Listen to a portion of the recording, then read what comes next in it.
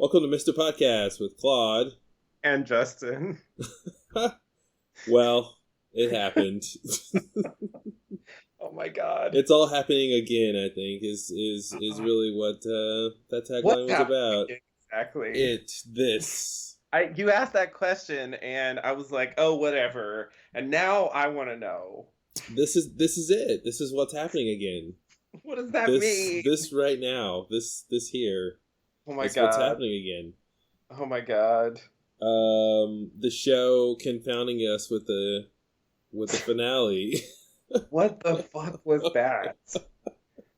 Talk about taking a complete left turn in plot. Like, huge I had left turn. no idea Cooper was going to wake up and do something completely different. You know, okay, so I mean, I think we both have the same response to this, where we're just laughing because it's so unbelievable what just transpired and we're processing it. But get this, Yeah. this is what I think sums up this entire season by virtue of what they showed us in this finale. It's nothing Mr. C did mattered, nothing Cooper did mattered, nothing Laura did mattered. The end. Is that the show? Is that the show we just watched? That sounds more or less accurate. I mean, it was amazing how quickly they wrapped up the Mr. C plot, you know, the very brief battle with the Borb. Like, completely ridiculous. And then, like, once... Battle of the Bulge, but not Battle of the Borb. Wow. Once Cooper's face was, like, superimposed on the screen... Wow. That's when things started getting weird. Well, it was already weird, and it got kicked to 11 because I was so... I mean, it made that entire sequence so much stranger because it was like, why is this face? Yeah. I'm like, is this a problem with the footage? Is this supposed to be happening? And then it spoke. Yeah, exactly. And I was like, oh man, no, you didn't. And Philip Jeffries line. Yeah, and it was like, but who is that to, and who heard it, and why, and was that entire sequence taking place within his mind? Like, did that even happen? Was, you know, like, did anything happen?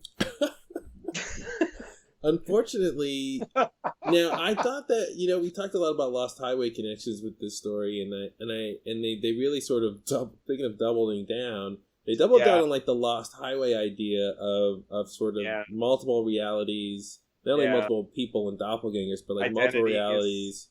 And also something I didn't think necessarily going into this was they doubled down on like the sort of looping of time and like actually having time travel involved. Yeah, oh my god, the Sawyer thing from Lost. Yep, it was completely Sawyer watching Claire give birth with Kate. It was like, you gotta be kidding me. And not only that, like over there in the bushes. Not only that, right? Not only is he there to witness like the last moments of Laura Palmer, right? Before she's like basically taken off to the dark side and killed by Bob. Like, not only that, but they do probably the best retcon ever in the history of retcons, where they make her scream out of nowhere because she saw him. That was masterful. I have to say, that was... I mean, I literally, like, clapped. Like, that was a masterful retcon. Like, that's insanely interesting to think, like, that at some point or along the way... David Lynch is like, you know why she screamed? It's because Cooper's in the bushes. Yeah, that's crazy. Because I mean, that's been there. That is in the original. That's what was so cool when they got to replay all of that original footage, but it was really relevant, and it really felt like it didn't. Even though it was old footage, it felt like it was, you know, the characters were really there, alive, really in the moment, doing that stuff still. Yeah. So it was sort of like, you know, I was talking about this a little bit. Not really. This isn't what I had in mind, let's say. But, you know, my worries about kind of, I don't know, trying to go back to the original series, like redo things. And they definitely gestured strongly in the direction of like undoing the Laura Palmer murder. The thing that started the whole series. And for a long while there, I really felt like that's what was happening, and certainly it looks like that's what was happening. But the ending, the culmination of that, leaves me completely unsure of anything really in the entire series. they literally unraveled the thread that connects reality to itself. They literally just pulled on it and said, "Oh yeah, by the way, all of this is subject to reinterpretation," and then they threw in the Trayfonts and the Chalmonts, Chalfonts and the Traymons, and I was like, wow. And what does that even mean? Yeah, I know. Having like, that, and then why? Sorry, go ahead. Yeah, no, I just it was really insane. And so the other thing that's really sort of upsetting, as we just digest this sort of final bit of this 25-year story, is just Cooper can't win. The story of the first two seasons was that Cooper was up against forces he couldn't understand, and at the end of the day, he did a great job. But at the end of the day, he was bested and trapped, and foiled by his nemesis. And then, like season 3, it seemed like, okay, this is his turn to really have learned something, and especially with the help of the firemen and Mike and all these other people, and he's really gonna go. He's got we were just talking in the last podcast about the Avengers. They've got this team of people that he can use to go up against Bob and the other forces. But it was basically like he not only did he lose, but he sort of lost bigger. Because before he was just like in the Black Lodge, in reality was fine, and now he like somehow messed with time and created a new timeline or a new reality, and then he seemed to like go over to that reality with Diane, and somehow he expected to like bring Laura home to Sarah Palmer, and I guess somehow fulfill that destiny of him solving that case and bringing her home or something like that. And that was gonna, I don't know if that was supposed to defeat the evil within Sarah or or complete some sort of circle, but it's like something went wrong in his interpretation of what happened because he was confused at the very end. And you know what it is? Clearly. It's like Locke.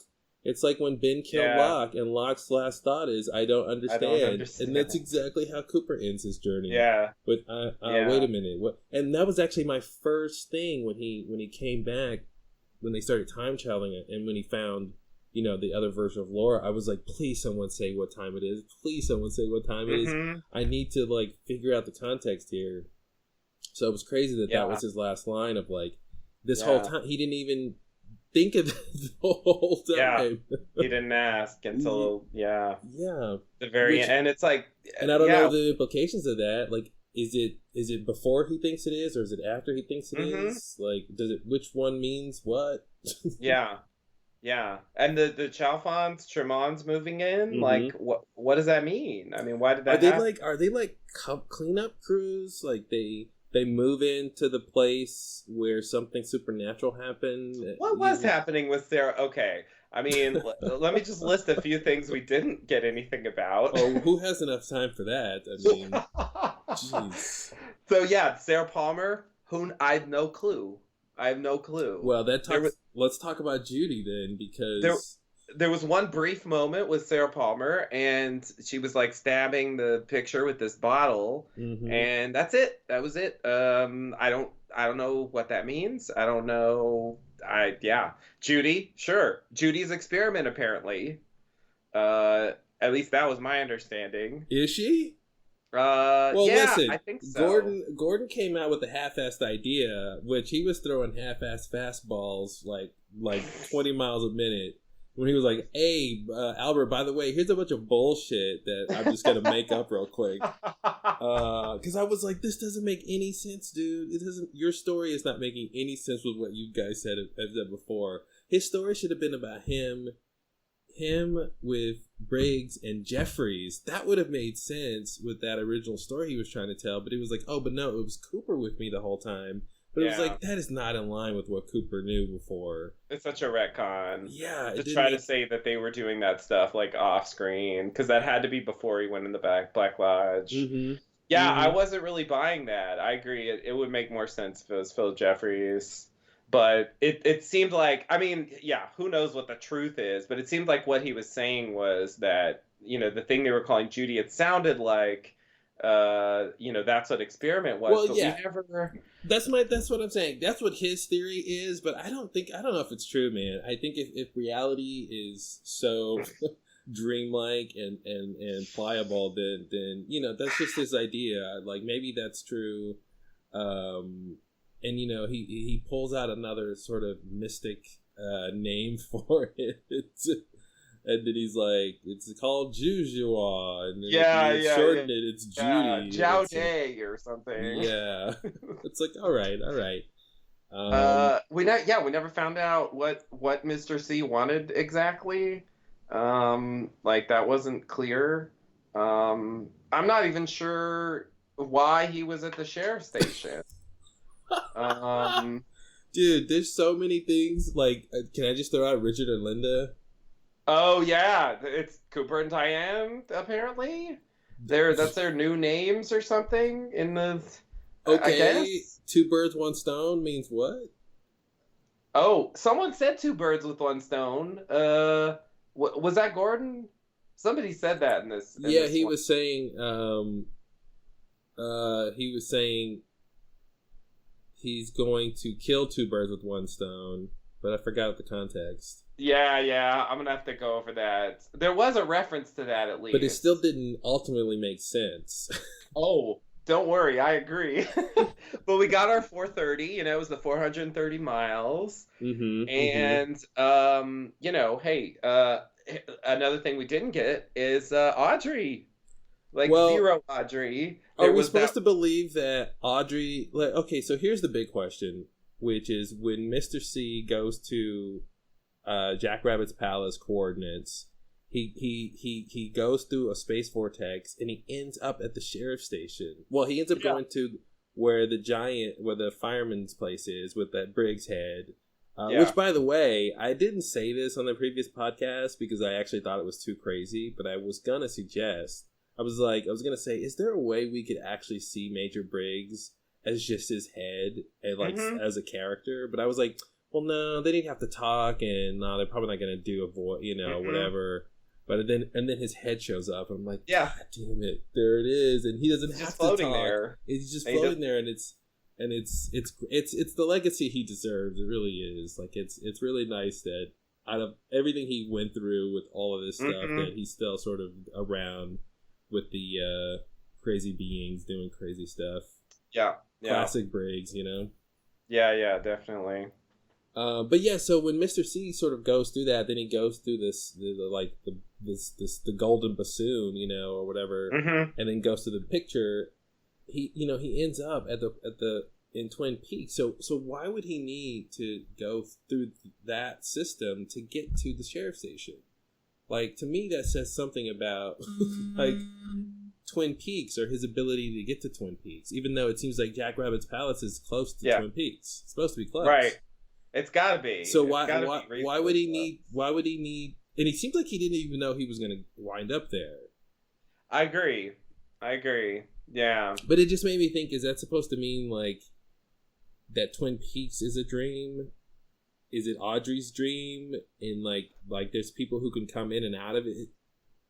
Yeah. Or something. So they kind of called back to. It was cool you did that rewatch because they kind of called back to the Red Room stuff from part 2. Yeah. And I had a feeling they'd loop back to the beginning of the story. Yeah, and they kind of replayed that. We didn't go back to the giant scene, which is more of a surprise, right?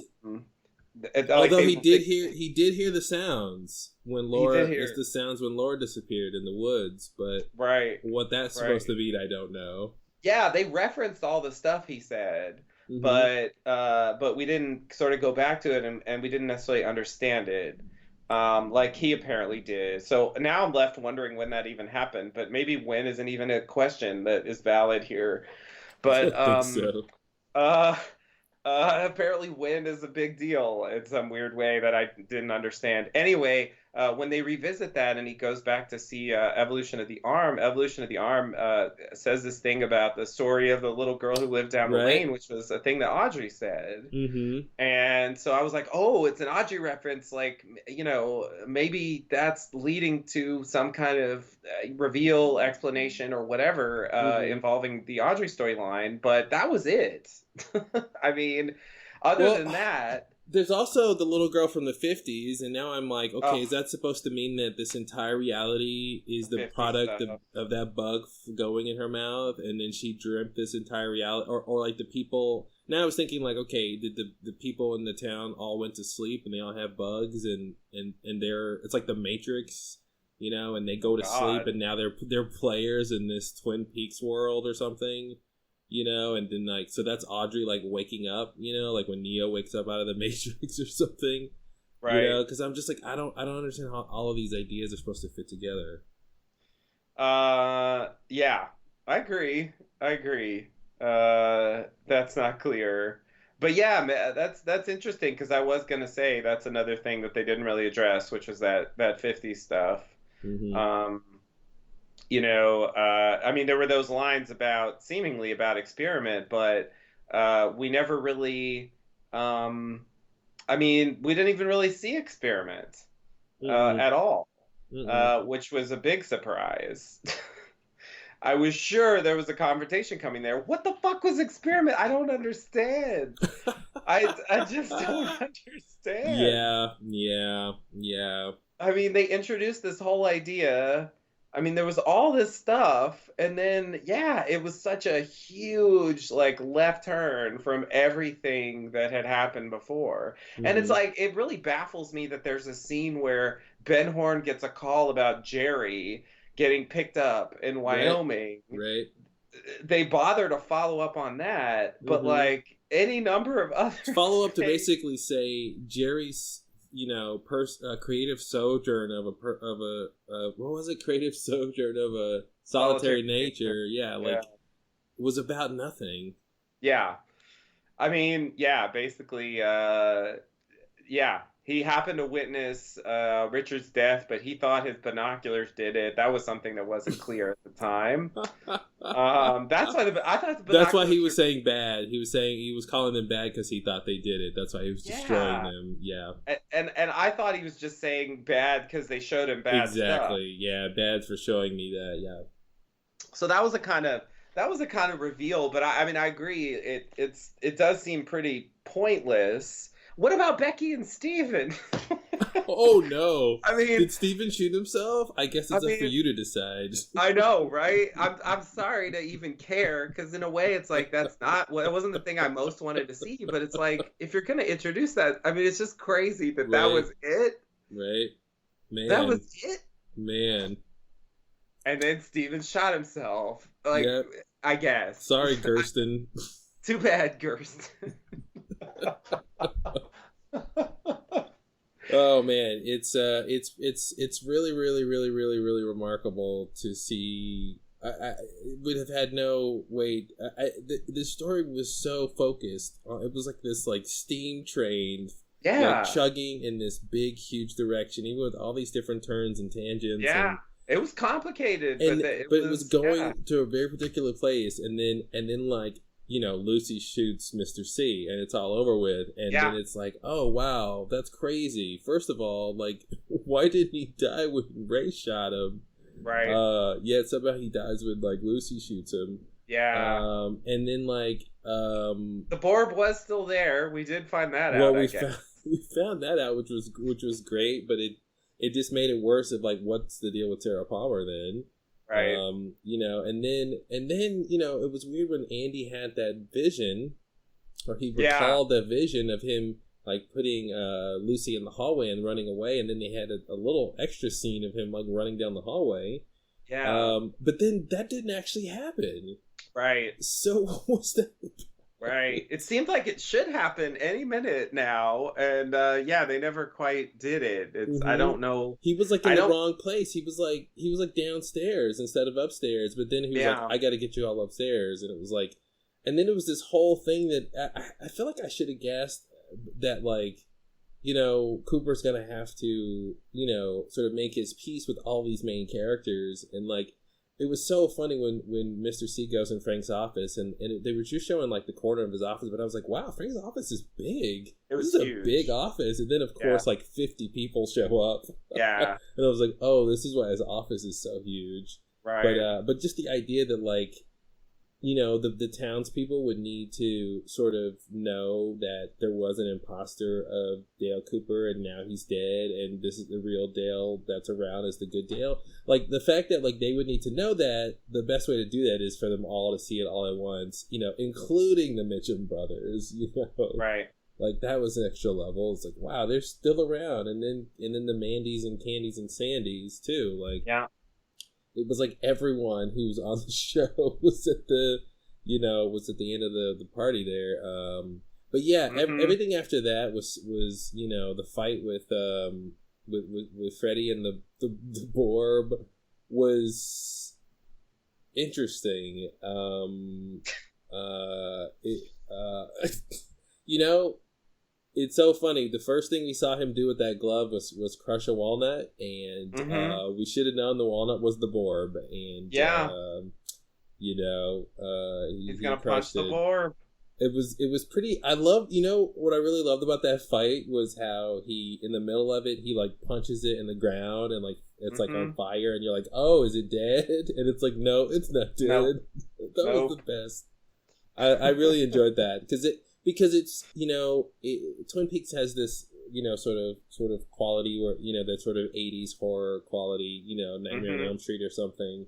Yeah. And like it was totally like Nightmare on Elm Street, you know, like the one with the video game when the kids have like the special powers and stuff, you know, where they can beat up on Freddy. You know, so it's already like in that territory, and then like, you know, it's the classic villain isn't dead and it comes back for the second turn, and it was awesome. It was really ridiculous. It was really ridiculous. But then everything that happened after that when Cooper goes off on his mission was like, why did you do this? What are you doing? And then like Mike is helping to a certain point, and then we just stop seeing him. Right. And I'm like, what do you guys want? Like, does Mike and the firemen really want Cooper to like create a new timeline where he saves Laura from getting killed by Bob? Like, yeah, you know, and what does that even say that you can create another timeline? Like, is there still only one Bob if there's two timelines? Like, I didn't understand that, and sort of like what happened in that timeline exactly? Like, I mean, he pulled her out of, you know, going with Leo and Jacques. Why would she be a different person? Why would she grow up to have a different name? Yeah, that's what I was saying. Like, is it? I mean, yeah, like, why would that end up with? Yeah, like, she didn't even remember. Is it like he took her out of her original world and brought her to a new world, like not to a timeline in her original world where she didn't die, but just a completely new timeline, you know, where like the Palmers never lived in that house, and then she just grew up. You know, it's like Lost Highway, where you have this like identity change, and you have this sort of like you know, pre-filled in backstory of who you are and where you come from, but it's not actually true. And you know, kind of like the Tulpas, you know, these like fake memory things, and somehow she thinks she's this other woman. I forgot what she said, Carrie something. Because, you know, when he said your father was Leland, your mother was Sarah, she didn't say no. She was like, oh, okay, huh. So it's like somehow she is the Laura that he took, but, you know, it's not. It wasn't like Back to the Future or something where, you go and you change the past, and then the future just changes to fit around that. And it's just like Laura just goes back to school the next day, and everything's fine. Yeah. You know, it's like it erased that whole thing. Yeah. Yeah. So when Cooper is about to go through the boiler room door in the Great Northern, which we discussed a fair amount in the in the podcast about part 16, he says I'll see you at the curtain call. Oh man! Before he goes in, and so I'm like, there's gonna be a scene in the Roadhouse at the end where like all the characters are there. Oh man, you sound like me. And yeah, I mean and I thought it would kind of fulfill your thing of like the characters would all get together and maybe like talk about things. Like a lot of characters would get to reunite with Cooper. I mean, there's a fair number of characters that really didn't get to see Cooper again. Yeah. Harry, of course, didn't make an appearance. For example, but even characters who are actually on the show, he didn't go back to Double R. He didn't get any no more pie or coffee or anything. Yeah. So yeah, I was like, oh, that's what's gonna happen, and of course that didn't happen. And we didn't even really see the Roadhouse unless you count that one thing where he's like in the woods and Laura disappears, and then you see Julie Cruz performing. Yeah. Well, here's the question. Out of all the stuff that's weird with the timelines and creating realities and stuff, one of that scene actually made it even more weird because he's walking with Laura in the woods and he hears the sounds from the sonograph that the phonograph or whatever that the fireman played for him, and then Laura flutters away and disappears. They played that scene twice over the 2 episodes, and I'm like, does that mean it's happening twice? Did we go back in time, or are you just replaying this and only happened once? Yeah, I was wondering because there's like a different ending, like after, instead of course Julie Cruz coming up the second time, he appears with Mike. Right. And then he ends up back where he started in a context like I don't think anyone would have predicted. Because basically, if I'm not mistaken, he basically ends up back to where he was at the beginning of the show. Where Mike is like, is it future, is it past? And then he goes and he talks to Evolution of the Arm Tree. Yeah. But of course, this time they say something different. So it's like, well, does that mean it's the same time, or does that mean it's a different time? That's the question. Because are we supposed to think when we rewatch the season and we see that episode, part 1 or whatever, or part 2, when he's in the chair talking to Mike and they go, I mean, are we supposed to think he's done all the Dougie stuff and he's lived through all of, all the whole show already in that moment? Mm-hmm. Yeah. It's totally Lost Highway because in that it's Dick Laurent is dead because they close the loop that way, right? And now the character could exist just within this loop of story, but in the main story. Yeah, and how did he even know about any of that? I don't understand. Like, I thought, the reveal with Gordon, I thought it was going to be like, oh, so, okay, they defeat the Borb, and now it's on to challenging Judy. Experiments. Yeah. Judy, like, doing the thing that he was supposedly working on with Major Briggs and Gordon. I mean, that's what he claimed, at least. Mm-hmm. But no, it's just like, suddenly his face is on the screen, and So what did you think? Okay, so I proposed this idea, in the last podcast, which was the idea that they might do a switcheroo, and when they create the other new Cooper, they might switch who the other Cooper we're following is, and I gotta say, they made him seem really weird for that middle period that he was going through this whole journey. Like most of the second episode, like when he reunites with Diane, and his first impulse is to kiss her. I thought that was really strange because the last we heard from Diane, the Tulpa, which was he raped me, and I thought, wow, they're instantly going to like a sexual attraction thing, and then every single time he was alone with Diane, he was trying to sleep with her. And then when they actually do have sex, he looks really weird. I'm like, that's not how Cooper has sex. Like, that's just not Cooper. And she was covering his face too. She was sort of pained, and I think honestly, I think what was going on there was like that's not Cooper.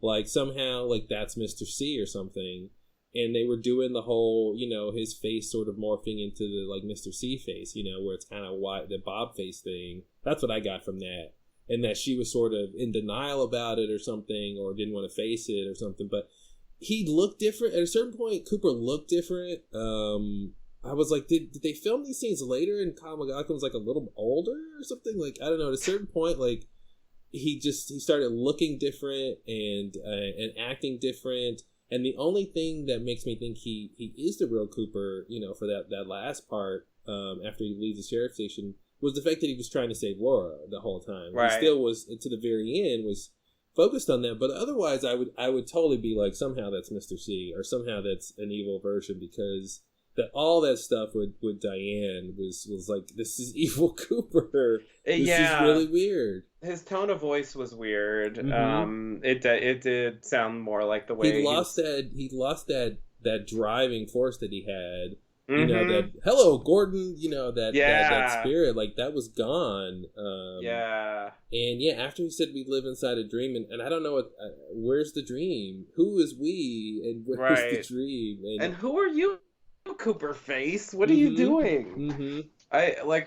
What is that? Who did they know that was happening? I don't. The other characters didn't seem to understand that was happening. That's how I came up. To me, what it came off like was in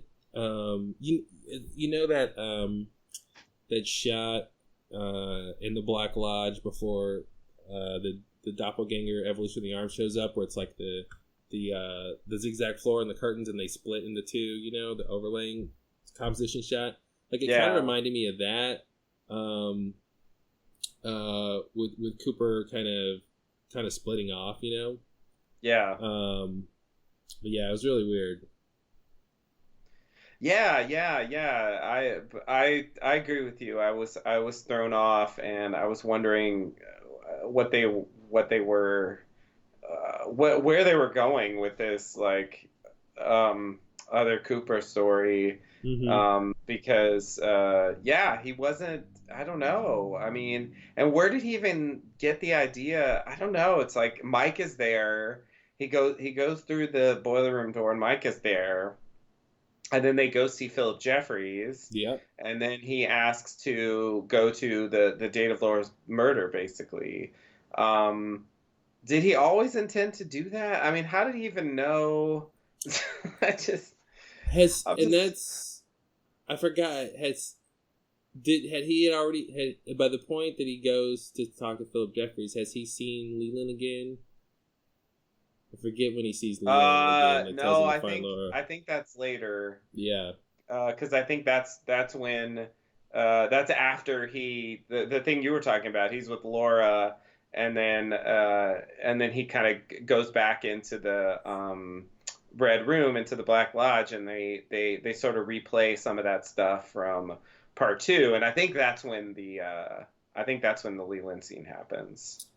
I'm not 100% sure because I haven't rewatched it, but I don't get it. I mean, did like Cooper somehow? I guess he remembered that the whole time.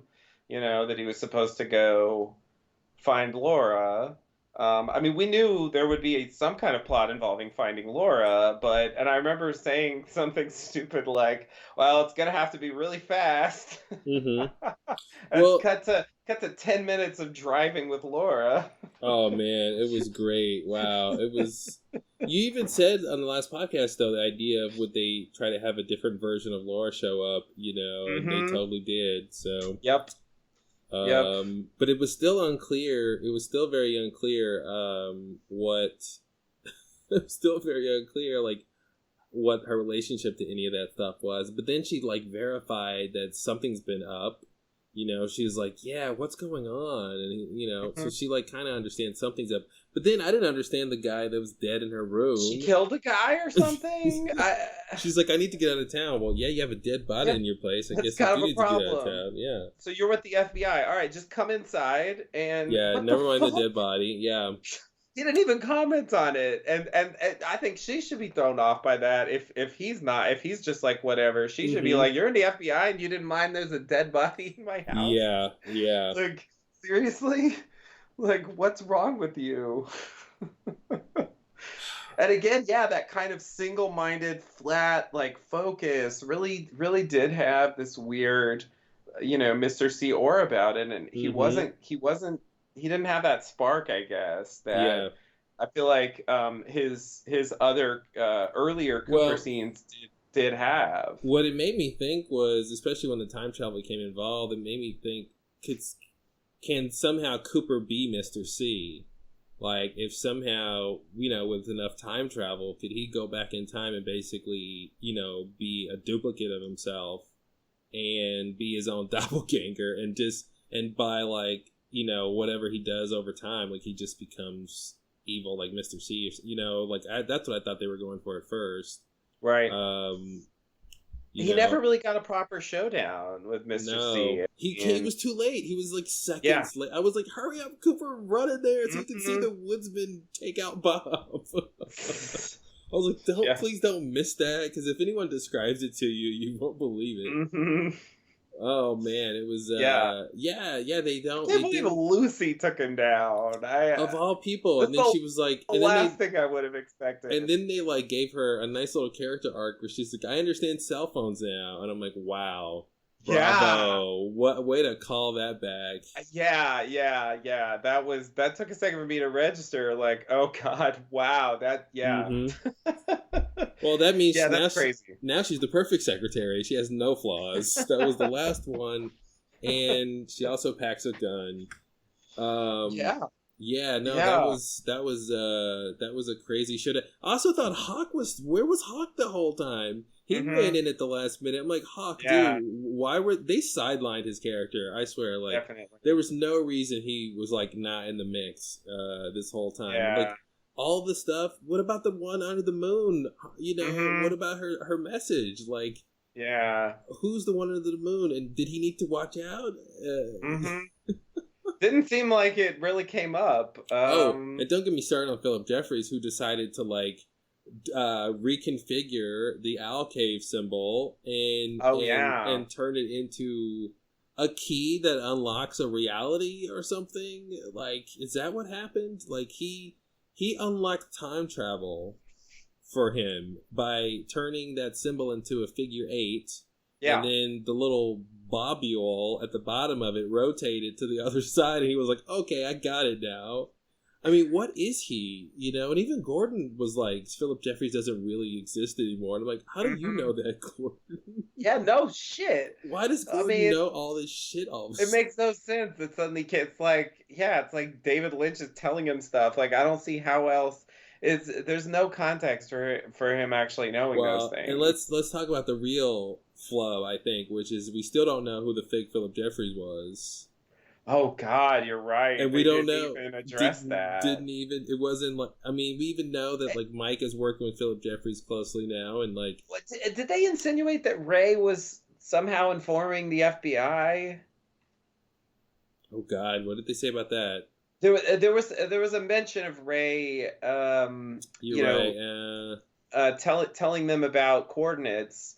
Like they talked about the coordinates a little bit. Not that Mm-hmm. it helped any the issues Which we were goes back having. to the theory that Ray was FBI undercover the whole time. Yeah. I wasn't sure if he was FBI undercover or just an FBI informant or something. Yeah. But it seemed like maybe that they said So is I that? wasn't Oh 100% man, sure. I would have to go to the actual lines, you could but almost make a case that the plan was for them to trap Mr. C by like pretending that Ray got arrested for taking guns over yeah, state lines, but they just like had him as bait to catch him at the right. prison.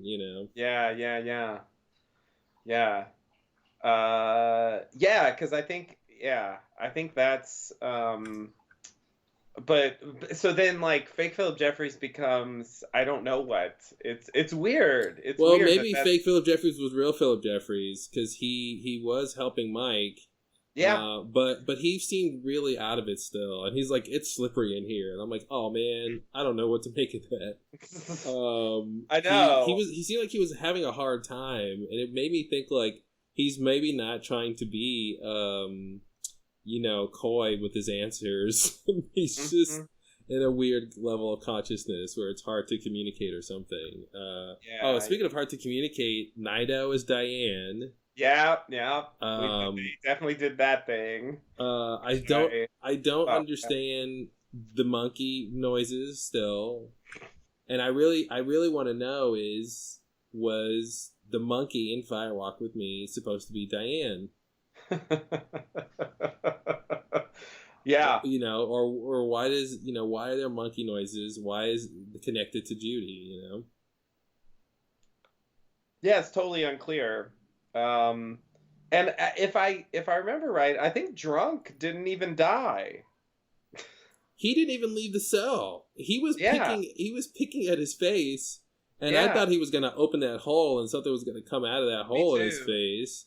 And then Chad just gets subdued by the Green Glove Bandit, and then they just all go upstairs. So the whole I mean, I don't know what the Drunk added to the show besides some horror, because I swear, like, it was so unnerving to listen to the duet that was Nido's chirping and the Drunk. It was so cacophonous and gross. Yeah. It really had an effect. But yeah, why that Drunk was there, I mean, it makes no sense. It's really hard to digest the idea that I don't know what the show is. I agree. Yeah, because at the end of season 2, I knew what the show was, and at the end of Fire Walk with Me, I knew what the show was. Yep. And I loved it. I loved what it was. It was great. It was this awesome small little story about a small town. It could be any town. About a young girl who has big dreams, but she's pulled into the dark side by an evil force of inhabiting spirits. Who torment her into her death.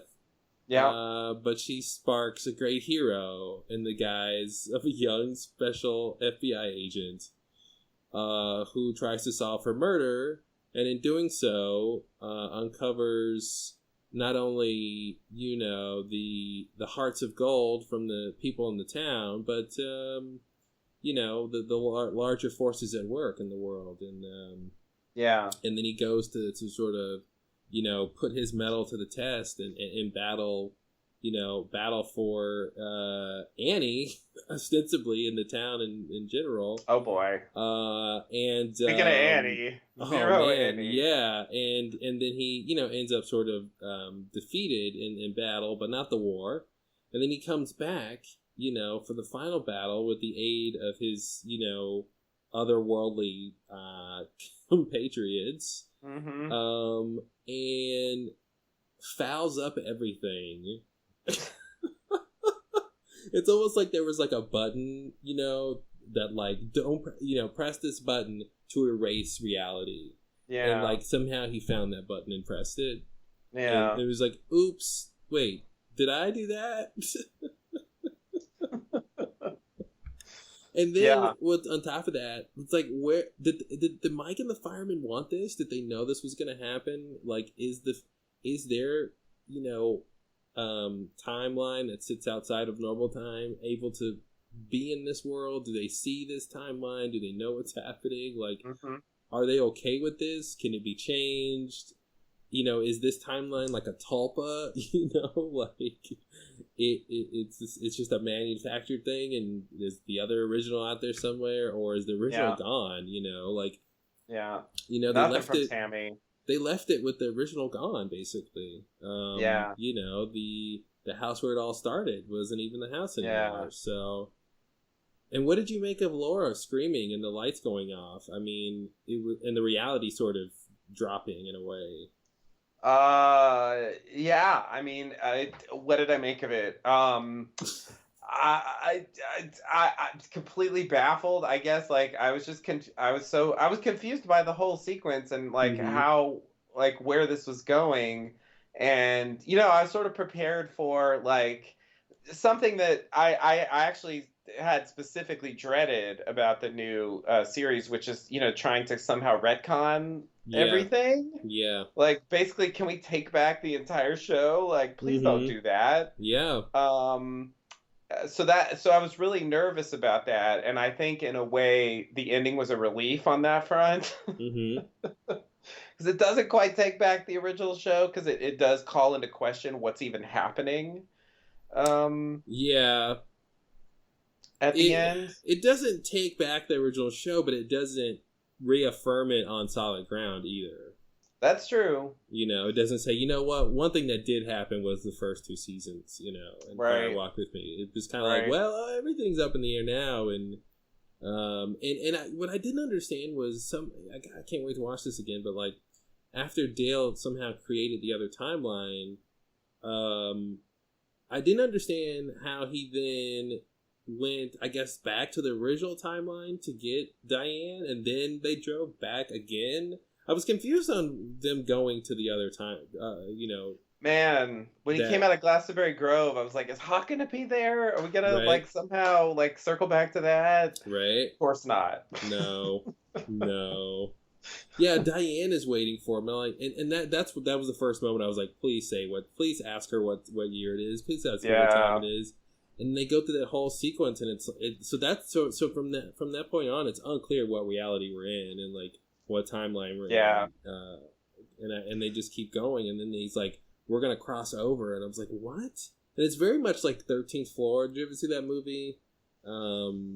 About the people who create like like a virtual reality world. Oh yeah, you can go there, even though it doesn't exist. No, I never saw it. Mm-hmm. I mean, I remember it. It came out a while ago, around the Matrix era. Yeah, Yeah. It's similar Matrix idea. Yeah, a world within a world, and that's what it felt like. It was just like all of a sudden it was like, oh, you can just create other realities, and now we're just gonna go there. But I didn't understand. Like on the one hand, we saw Laura's body disappear from the shore, which means she didn't die there. They didn't find her body there. Yeah. Which reality is that compared to the reality where Cooper is like, okay, we're going to cross over and go to that place? Does that make any sense? Like, were you confused by that? I didn't understand where they were going to. I thought they were already there. Right. Oh yeah. Right. There was an extra crossover thing. Mm-hmm. The 4:30. Yeah.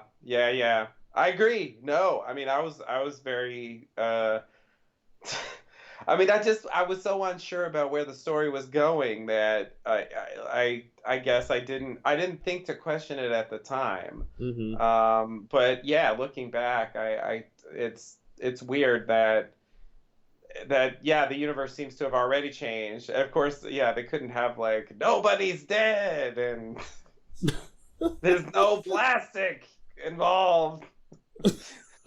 Nobody's dead. There's not a fish in the percolator. Yeah, that's not a thing anybody would say. It was cool to see Josie. I thought in a way she got untrapped from the wood. By virtue of them showing her, it's like, okay, so. But here's the thing, like, is the whole... Circle back to the pilot of the whole thing, like, doing that was crazy. Is the whole, like, dastardly plot with Catherine and Andrew still happening, and is Josie going to end up on the bad side of that? Like, is that all still going to take place, or is it, like, now that Laura didn't die and sort of ruin the morale of the town, things will be better. I mean, listen, we didn't finish anything more about Red, so now that's the biggest... Oh my god, zero Red scenes. Craziness ever. What the fuck was that then? I forgot about Red. I knew there was a lot of stuff they didn't address, but oh my god. Wow, zero Red scenes. Zero Red. Wow. Red's just Shelly's boyfriend, and he's a fucking scary magician drug dealer at the end. Like, what is that? Is the whole point that reality is a dream, and there's people who know that, and those people who know that can change it and do weird stuff, and we call them magicians or whatever, and Red understands that and can affect change on it, and Mike and all these other people understand that, and is that just the idea, and that like you know, like again, it's very Lost Highway, you know, where you can just like create your own reality. And but the fact that they left Audrey like that, I can't believe it. I mean, the biggest cliffhanger on the show, and that's all they're gonna say about it. Three scenes with "Can we get to the Roadhouse?" But I'm tired, Audrey. But put your coat on, Charlie. And then we finally get there, and then she dances, and then she's wakes up to something, and then that's get me out of here, Charlie. What? The end. Wow. And it's like, I guess if you're gonna end the show on what year is it? Like then okay, you know. I guess that's okay to end a plot line with just like what? The next best question to end that would have been, wait, who am I? You know, I'm like, that's just the same kind of thing of just like, oh man, let's call into question everything that we just saw, and we get nothing else more. And then, okay, on top of that, right, which was a bit of a slap in the face, yes, to say, definitely. We get the final whisper of Laura Palmer to Dale Cooper in slow motion. We never heard this version of what she told him. Yeah. And we never did, and we never will. Yep. That was it. No idea. And he was shocked by it too. And he was really shocked and taken aback by it. And it reminds me of the anecdote I said on the podcast before, where like David Lynch read this line in the Bible that gave him this big idea about Eraserhead, and he was like, I'll probably never tell anyone what that line is. And it's just, here it is. I mean, this whisper will live in infamy. And it's funny because it parallels, of course, her original whisper from the dream. That it was very cool for her to realize, wait, you're the person from my dream, like, to get like that connection. Although it was like, I guess it's the real Laura, and I guess it's the real Dale, but it's also fraught. And who was that, by the way? Like, who was playing? Because those scenes were new. I know. I think that was Cheryl Lee, and I think they did some makeup and like digital effects maybe to like make her look younger. Okay. But which I thought was a great way to get new old young Laura.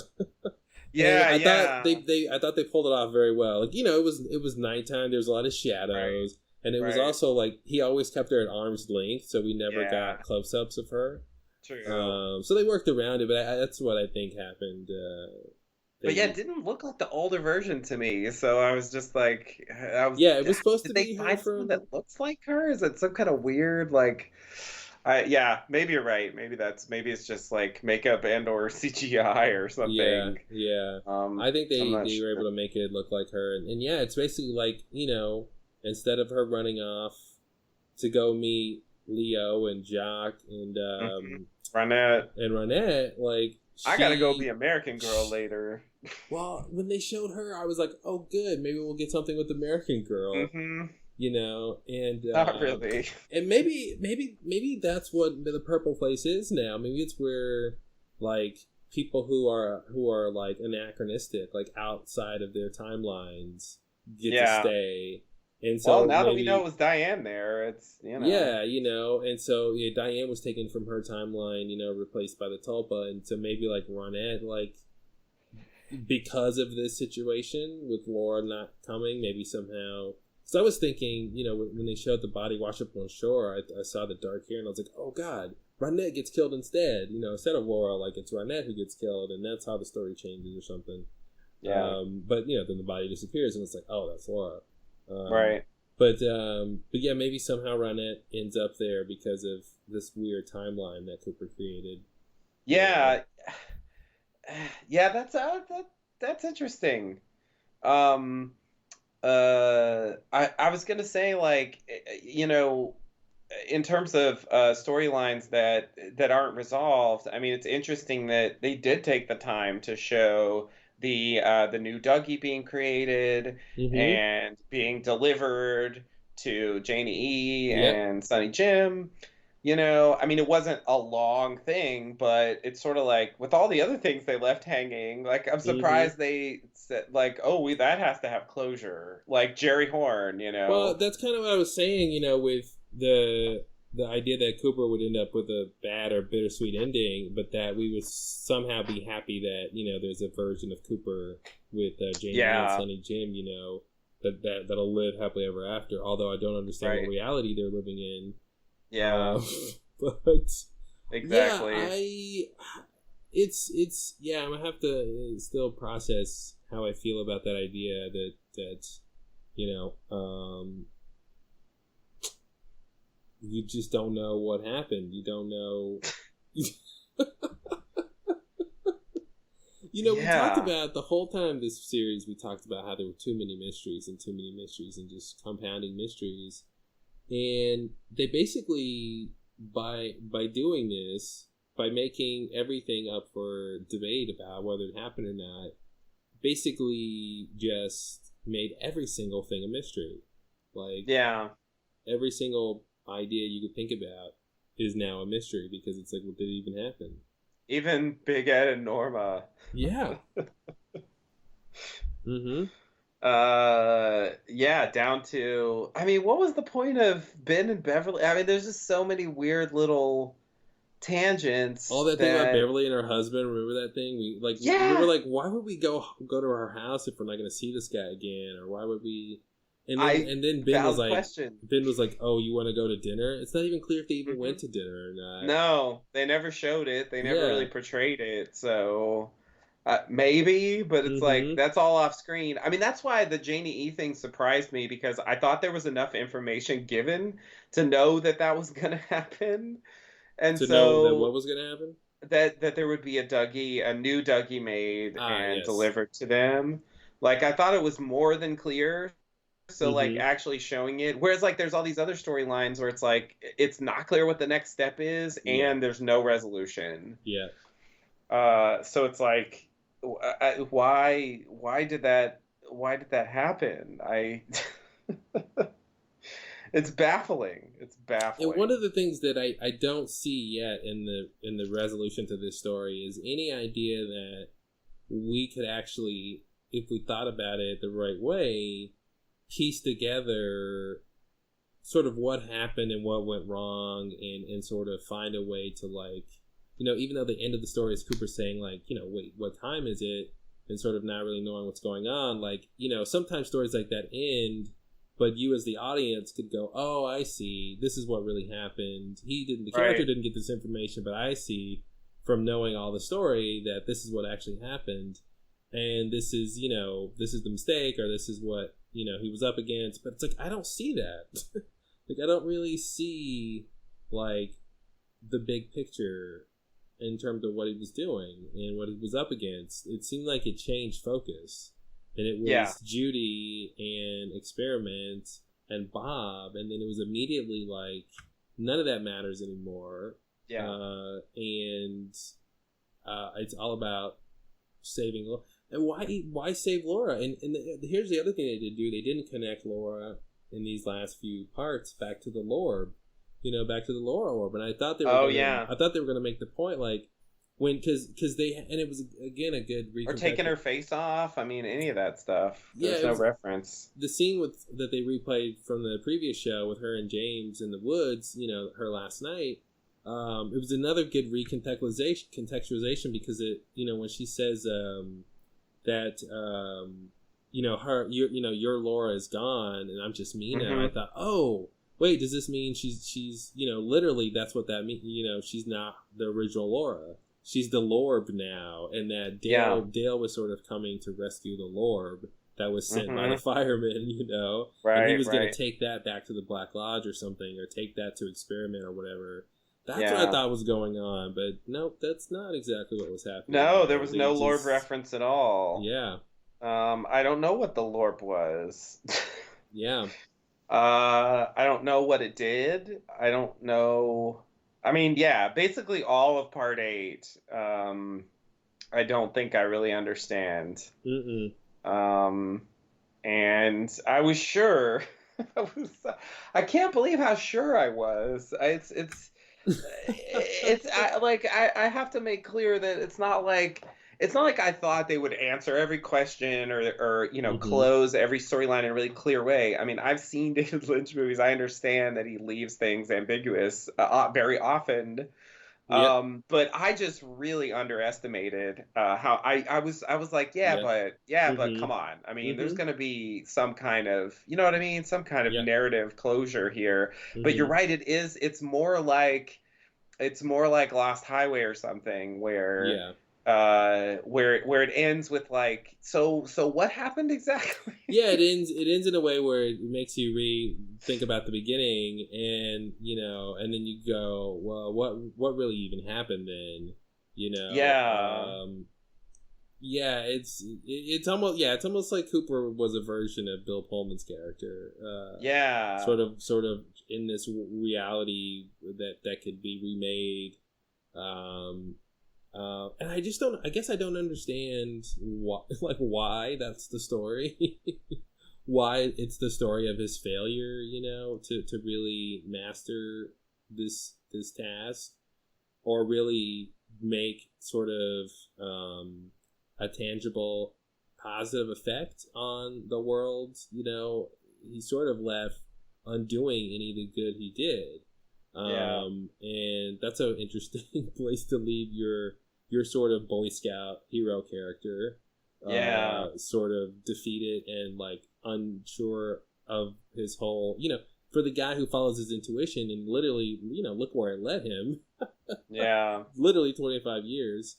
And he winds up on the wrong doorstep with the sort of wrong Laura in the wrong Yeah. timeline. And I mean, is that the idea that he sort of kind of gets that victory of like saving Laura and bringing her home, but it's sort of all inverted and wrong? And Yeah. I mean, that would be one thing, but it just calls into question the other realities. And what about Sarah Palmer? And is she Right. smashing that picture because she won't get Laura because like he took her, out of that Hmm. timeline? But Yeah, yet he was bringing her home to yeah. Sarah. So he Yeah. didn't. Yeah, So yeah. did he know Sarah was like evil or whatever? Like, What did you think about the electricity going out? I mean, did you have a specific thought it about it, that? it it seemed like it was a callback to Audrey's thing, where Audrey screams out and her Hmm. reality shifts. Yeah. And that's what it seemed. It seemed like in the moment that Dale realized something was wrong, and that whatever time it was would help him figure that out. She realizes that this reality is wrong or something, and sort of screams, and it seems like she ended it. It seemed like she made it over, and something, Yeah. it's kind of like the end of Lost Highway, where, spoiler alert, Bill Pullman is being chased by the police, and he just sort of morphs into another whatever, and the story Yeah. is going to continue off screen from there on. Right. Um, and that's kind of scene where they left them. So I don't know, maybe they go back to the Black Lodge or something, or I don't Yeah. understand why it happened. If Laura, I mean, is Laura the dreamer? Is that the whole idea? And that's why Right. she was the Lorb. That was maybe. God, this is a horrible interpretation, but maybe the woodsman put everybody to sleep, and then the Oh firemen no. and Dido gave them the dream. And the dream was Laura, and the nightmare was Bob, and those are like the two forces sort of, at play within this dream world. Yeah. And we call Uh. that dream world Twin Peaks. uh. Ugh. Yeah. I mean. Uh, And it's almost like Major Briggs realized, and some of these characters maybe realize that there's a reality beyond the dream world. And it is like hmm. the Matrix, where you wake up and you realize there's another reality, and maybe that's the idea here is again like the 13th floor, where you kind of realize there's a level above your level. Yeah. Yeah. And I'm just starting to question so many things. I mean, I guess getting to the end puts it into perspective. Like the book, like I really don't understand the book at all. Like I don't know what he was thinking with that. It's baffling to me. Well, it sounds Um, like the book could be an interpretation of Well, I guess that won't work. I was gonna say the Twin Peaks where Laura didn't die, but I guess Laura still dies in the book, right? Yeah, they acknowledge that. Yeah. But I mean, yeah, it's like mostly fine, but it is true that certain things do contradict things from the series. Not Laura's death, but is it really the case that it is a reflection of some kind of alternate universe, and that's why it's the secret history, and that's what the secret universe. That's what they wanted us to.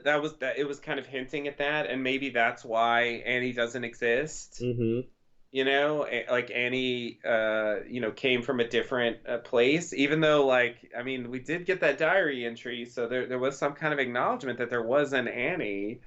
But this was before Cooper changed reality. That is before Cooper changed reality. That's true. Which is a sentence I didn't think I'd ever say about this show. So bravo, David Lynch and Mark Frost. Yeah, I would say. I mean, as a follow-up, I thought it was working more or less fine as a follow-up to season 2. The doppelganger's out. What's the doppelganger up to? Cooper's trapped in the Black Lodge. Cooper's got to get out. We still don't know what it was that was in their house now. It's in our house now? Yeah, that's so not clear. Unless that was Mr. C when he went up there to get to the sheriff's station. And somehow the fireman was contemporaneously talking to Cooper while he was also ushering Mr. C in. And the sheriff's station? And he was basically telling him it's on the way to the sheriff's station, or it's... Yeah. Why help him go to the sheriff's station? It seemed like they didn't have a choice, unless they knew that this would be his death, which it was. So that's the problem with omniscience. Yeah. Is you always should know everything, and when you don't, it's like, why don't you know this thing? Yeah, I thought there would be some kind of confrontation there. I thought I just can't believe Experiment didn't even appear. It's weird to introduce such forget about the box. I mean... Well, the box was forgotten about. Thank you very much. We didn't get shit about the box. How about the said security guard? Where did he go? Oh, yeah. That's like an F-level mystery. Real quick, who's the billionaire? Oh, yeah, of course. Billionaire. Oh, my God. What a mess. Oh, geez. And, here's the thing about the coordinates. Mr. C's famed coordinates that he finally goes to, and he ends up at Jack Rabbit, 253 yards northwest of Glastonbury. Jack Rabbit's Palace, whatever the location is.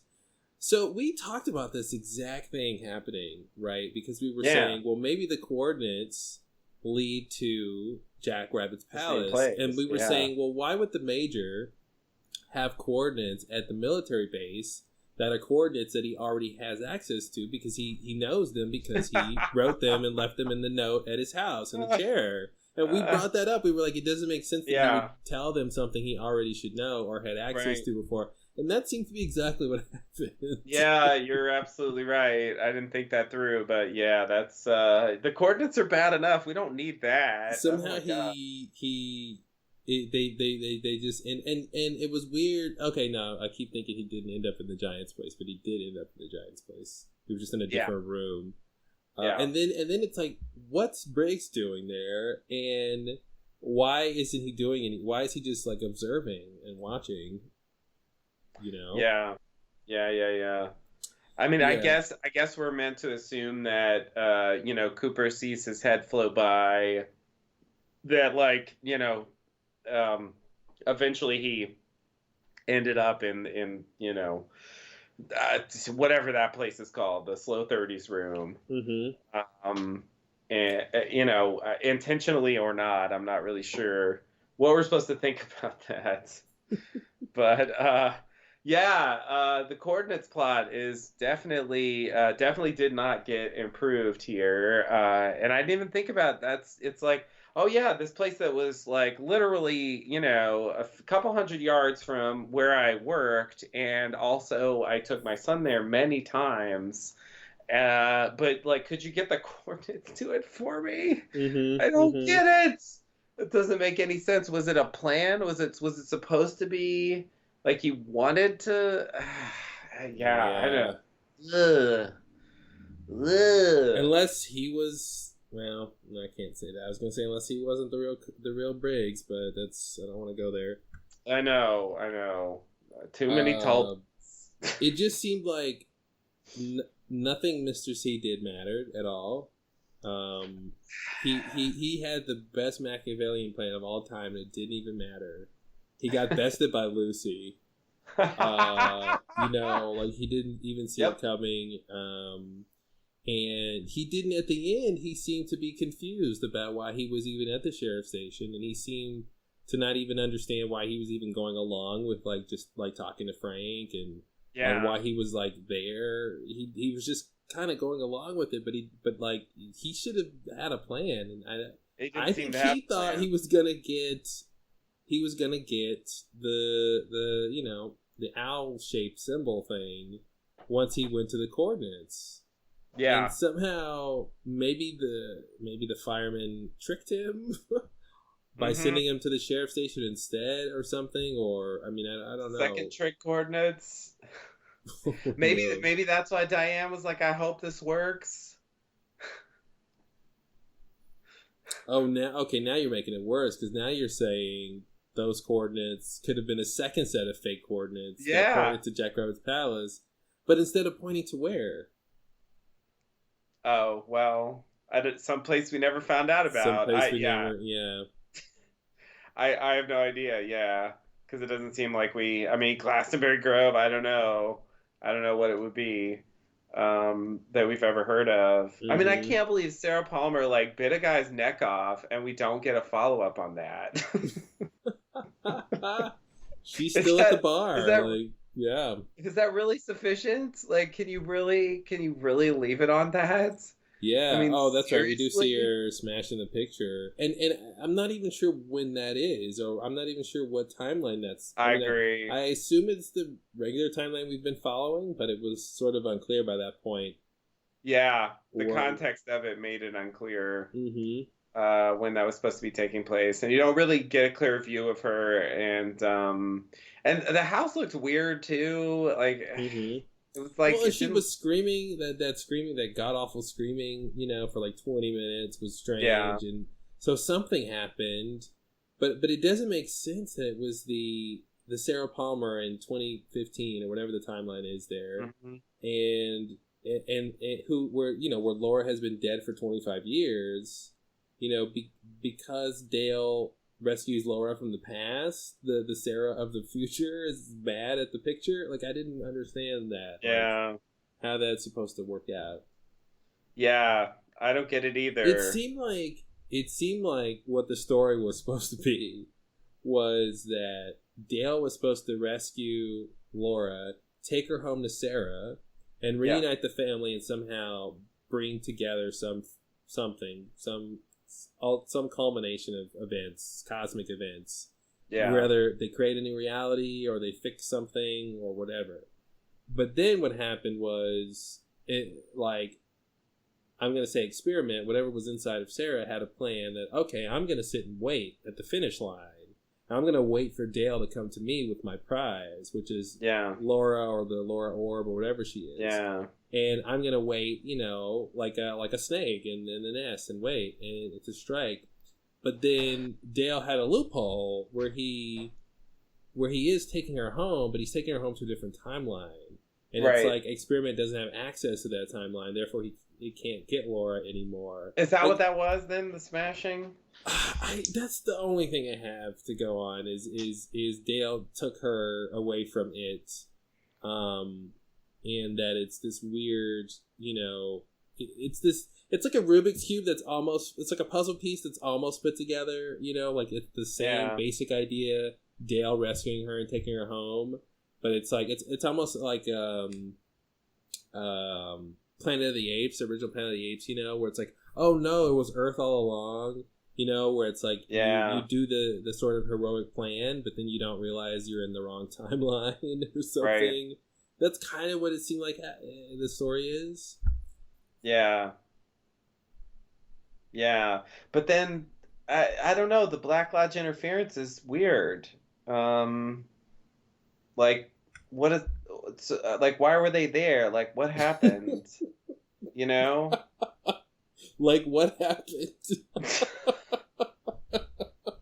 That's the one question to sum up the entire show. Like, what happened? Yeah, I agree. I mean, what were they actually trying to accomplish? Like, the whole idea that, like, oh, Experiment's going to get into the fireman's place, or first of all, no mention of White Lodge, right? So Nope, we don't even know what the White Lodge means anymore. not clear. So Yeah, and we thought, oh, okay, this thing is gonna like it's gonna get into their house and infest them Yep. or attack them, and it's an yeah, evil force that they need to sort of get rid of or be protected against, and they're using Cooper, and they're helping Cooper to sort of make sure that this doesn't happen, and it's for like the greater good of reality that this happens, and all this stuff. And yeah, I don't understand what they were doing at all, especially Mike has so much to explain, I swear. I mean, all the Philip Gerard stuff he was doing, Fire Walk With Me, needs explaining, but just his entire character, I'm like, everything he did in season 3, I don't understand anymore.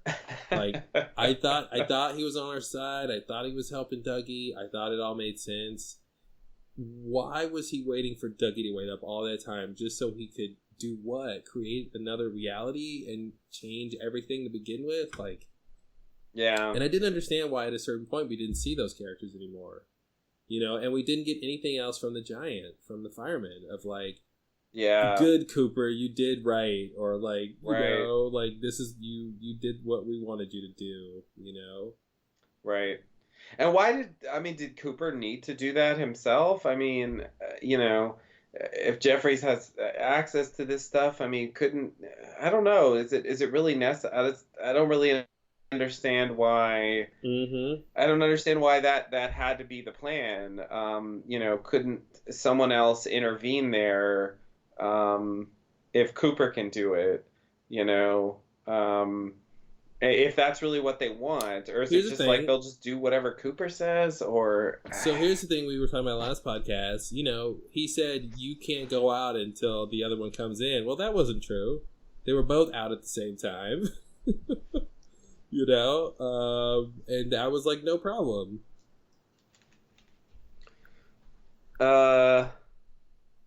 Wait, what do you mean?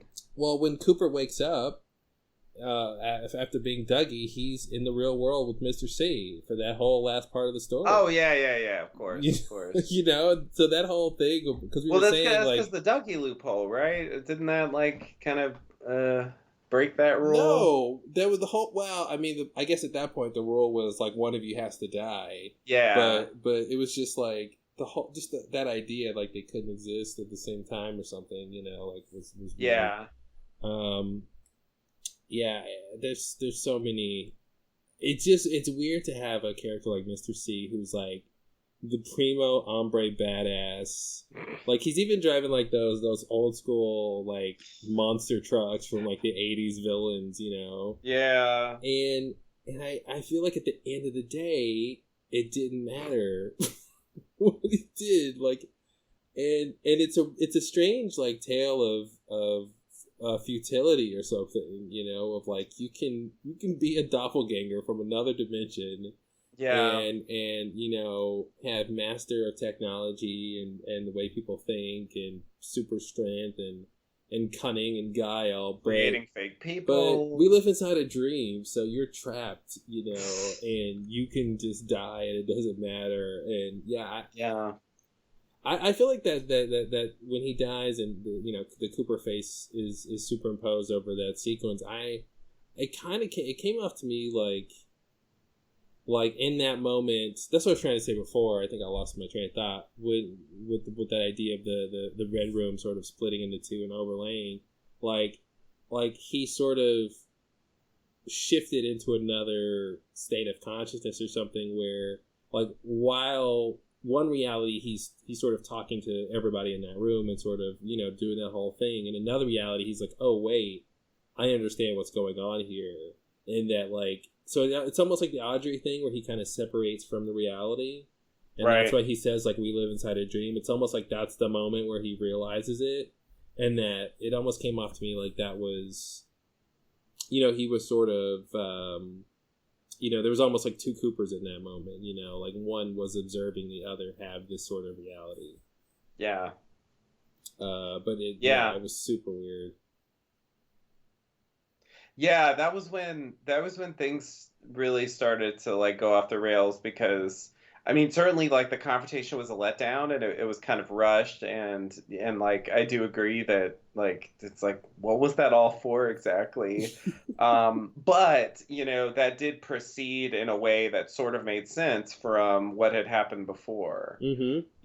So that did feel like it was still part of the same story we've been watching the whole time. It's really once he goes through that boiler room door, which like, Why was Mike in there? Was he in there the whole time?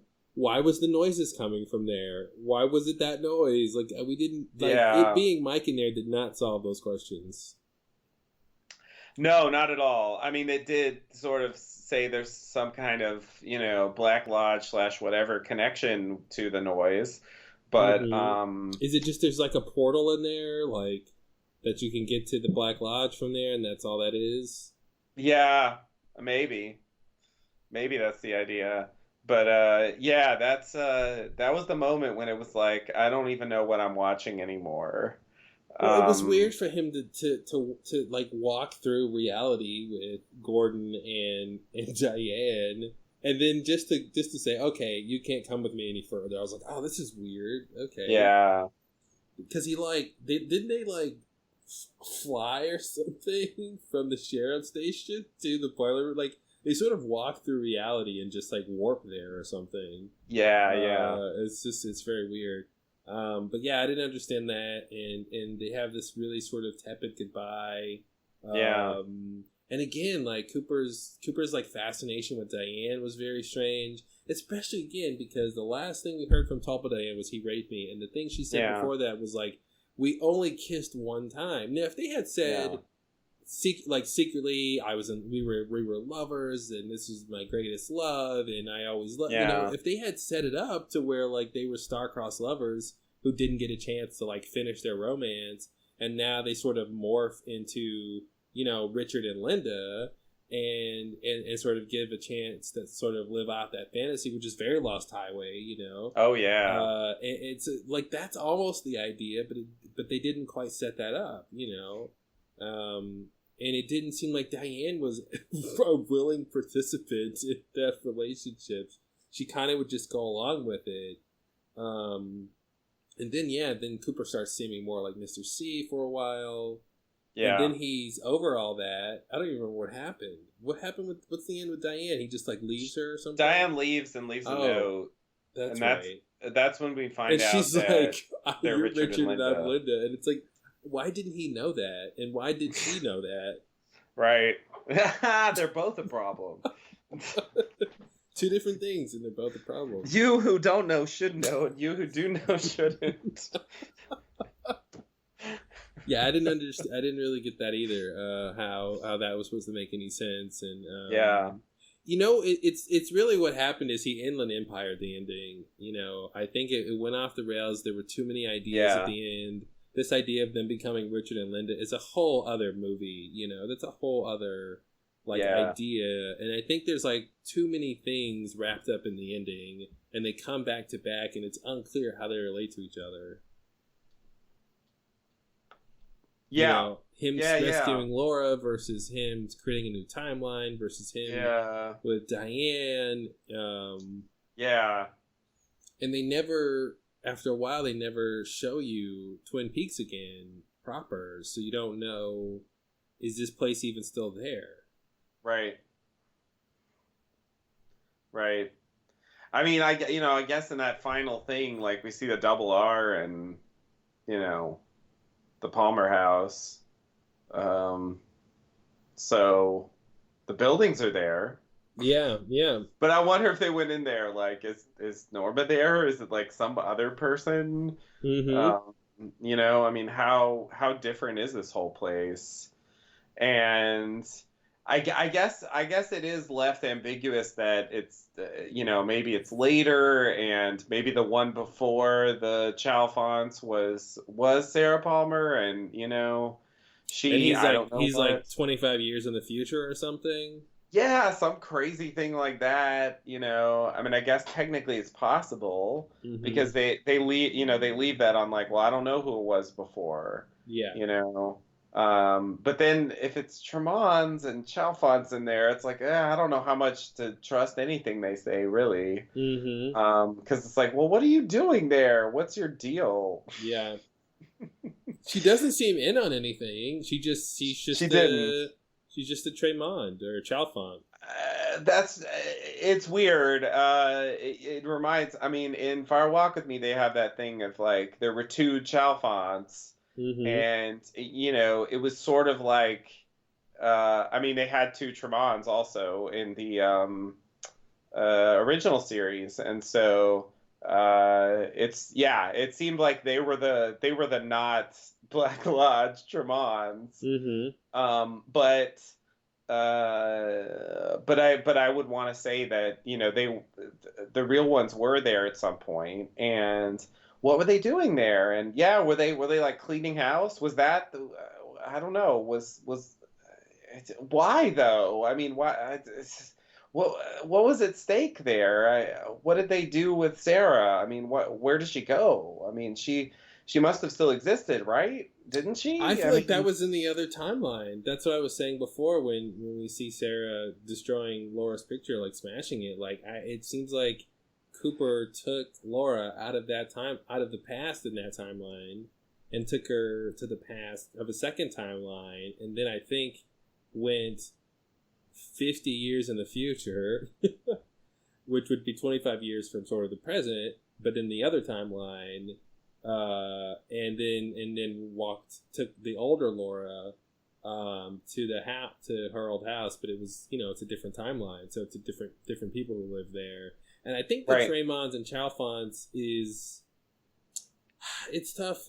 I don't know how much to put into that idea of it just being just sort of a stand-in for the idea of like other identities. It's kind of there's a very similar thing with Dark City happening here, because in Dark City part of the plot is the residents of this town are having their memories swapped around at night, and so they sort of become different people. And so I don't know, it makes me think of that thing of like the Chalfons and Tremons just signify that something with the timeline has changed, and these people are different now, and that's a signifier that something's changed, Right. with the past or the present or something like that. Yeah.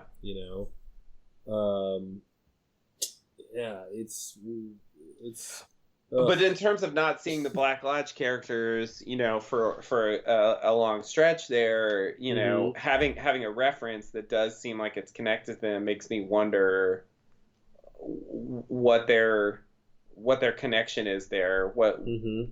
what they were trying to accomplish, or if they were trying to interfere in some way, if they're trying to block this from happening, like yeah, it doesn't quite, I don't get it. And it is amazing that they could, if they wanted to, they had all the ingredients there to, sort of have, basically like retcon Laura's death and have this like kind of happy ending Mm-hmm. where Laura never died, and maybe the town prospers or something.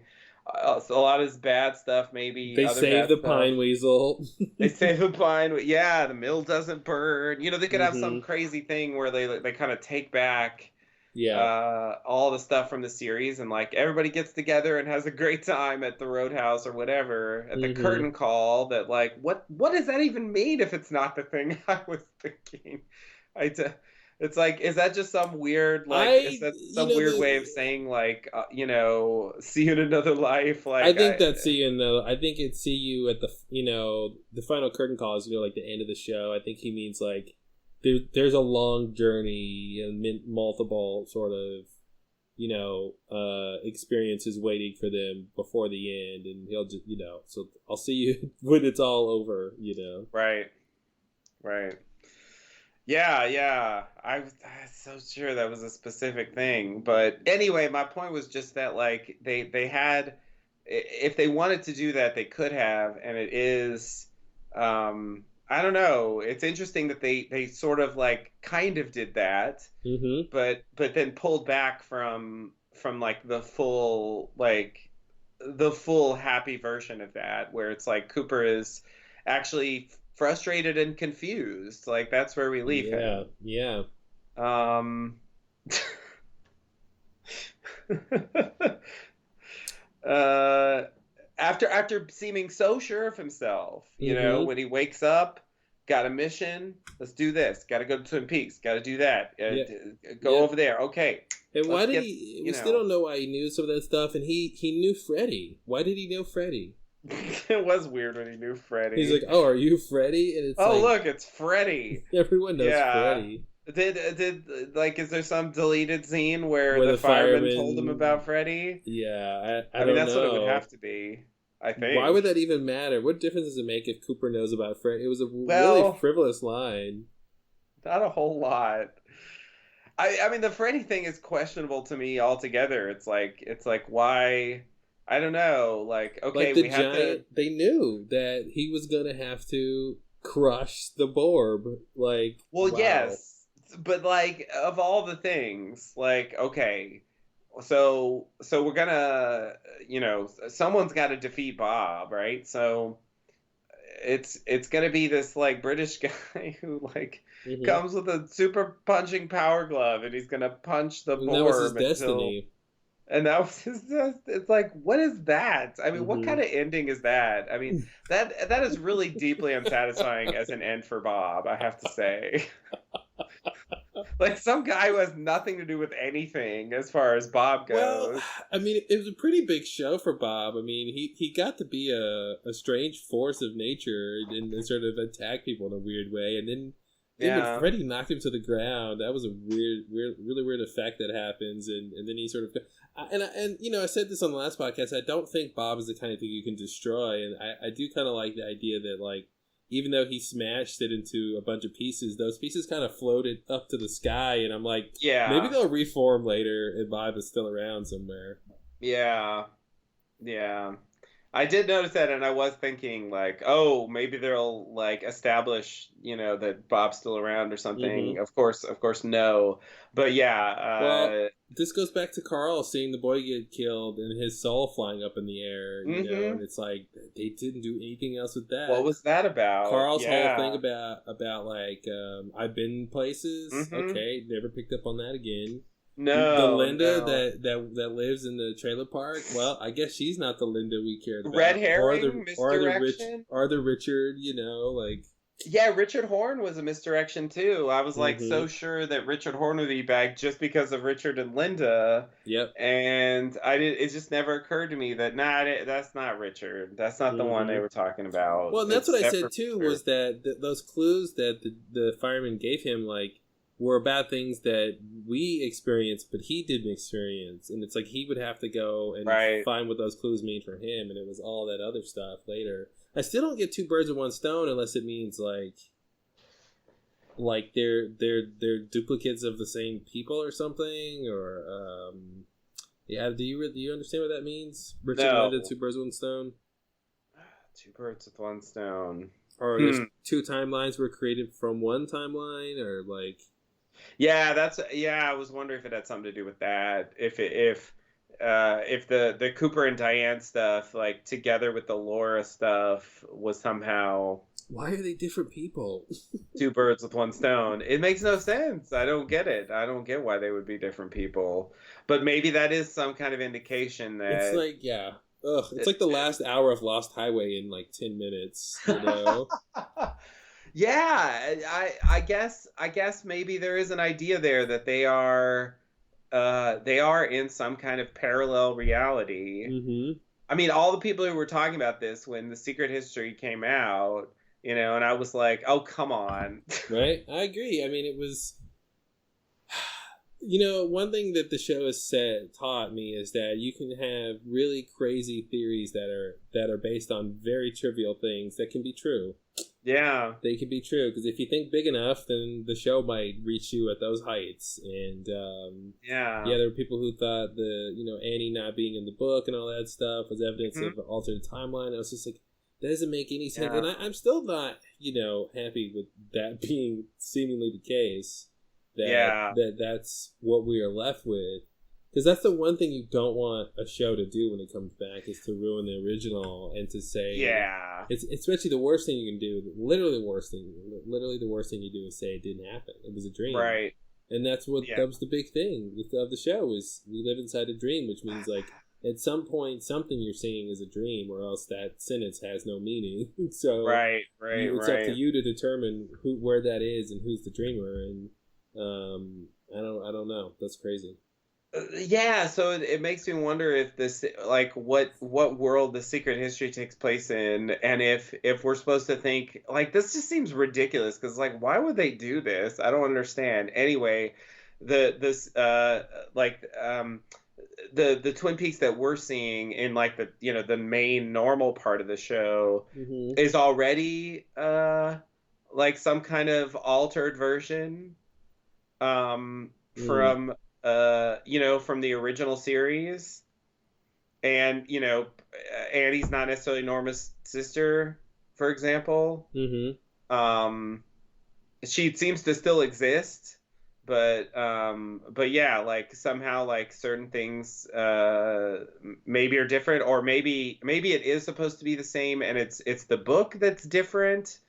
And maybe that explains why like Tammy is going through this like dossier and acting like she has no idea who Major Briggs is and stuff, and like it never lines up with anything in this series. And it's like, oh, is it just that the whole book's in an alternate universe? Mm-hmm. Mm-hmm. And then it's like, but why? I mean, why would you have a whole book about like UFOs and stuff and then just say like, well, it's an alternate universe? Like that just it does kind of trivialize things. And definitely I think when you pull the rug out from under reality, you do risk kind of taking the weight out of all the events that supposedly we were supposed to be invested in, up till this point, which includes the original series as well as the new series. And it's like, in one simple move, like they made it seem like maybe it all didn't matter. I mean, that's a little. I don't want to go that far, but hey, they went there. I mean, they took us there. I think that's. I mean, listen, if Laura doesn't wind up on the shore and Pete finds her when he goes fishing that morning, then nothing else happens. Yeah. Everything else is up for grabs. I don't know. The problem with that is that you can, you can maybe get away with that, but I think you can only get away with that is if you leave the audience with a definitive positive resolution to that idea, which would be that, like we were saying, like the town is better off for it or something, and right? We see, but we didn't get that. We got our hero and heroine like trapped and stuck in limbo and not knowing what to do next. Right. And we don't even know if that reality continued on, season 4? Right? I mean, maybe that's the point. Maybe they're going to come out with season 4 and, yeah, right. All will be revealed. It's happening again. I do think we need a Fire Walk with Me too. At the very least, we need another. We need a movie to explain this. Right. Yes. Yeah. There's a lot of weird open-ended stuff. So yeah, like I knew the whole time because of reading the cast list that Heather Graham would not appear. Mm-hmm. And so, sort of the whole time I was wondering, and like people even went to ask her and she was like, yeah, would have loved to have done it, but they didn't ask me to do it. Bud. What are you gonna do? So yeah, and it's like, if that's true, then a line about it. I don't need like a million. I don't need 20 minutes of like Annie discussion, but just you know what I mean, just a little. But then it's like with all the stuff they didn't give us, even stuff they themselves set up, Not just stuff I'm like, clamoring for after the original series, but I mean just stuff from the new series they abandoned. Mm-hmm. It's like, I mean, I guess maybe it's too much to ask, but I don't know. I do feel like that is one thing from the end of the original series that I feel like they didn't, properly follow up on. And certainly, you mentioned Donna. Like a few lines about Donna would have been good too. Yeah, Like it's kind of disappointing. Very disappointing. We got nothing about Donna. I mean, It was like yeah, zero lines. if he had Doc Hayward, he could have even said something about Donna, or Yeah. Yeah. Yeah. All the stuff about Laura. I mean, there was plenty of opportunity. Gersten, there's plenty of opportunity to have Donna get brought up somehow. Mm-hmm. And yeah, I don't know why they didn't bother to do any of that. It's weird. It made me worried that they were gonna do some like mega retcon, and I guess that's like what they did. Sort of true. Mm-hmm. Mm-hmm. But not, I guess, not in the way I was thinking. And, part of there's two problems. One problem is that Cooper, that was never Cooper's goal in the original series, to try to prevent Laura's murder. Right. And so for it to be his driving force at the end comes out of left field, where it's like, I don't even know why you think you can even do that, let alone why you want to do that. Like, what's wrong with the idea that sometimes people get killed? Yeah. And that the events that happened after her death, are just as valid to occur as anything else, right. All things being equal. So it's strange that like it's not like, oh, I'll save Laura's spirit or something, or from torment or something like that. But like reality happened the way it happened. It's like, no, actually, we're gonna change what actually happened. Mm-hmm. And then what does that mean for the town? Does Laura just not exist anymore? Is she missing? Do people remember her? They leave that completely wide open. That makes me wonder about non-existent. Mm-hmm. Mm-hmm. If there's any connection there. I'm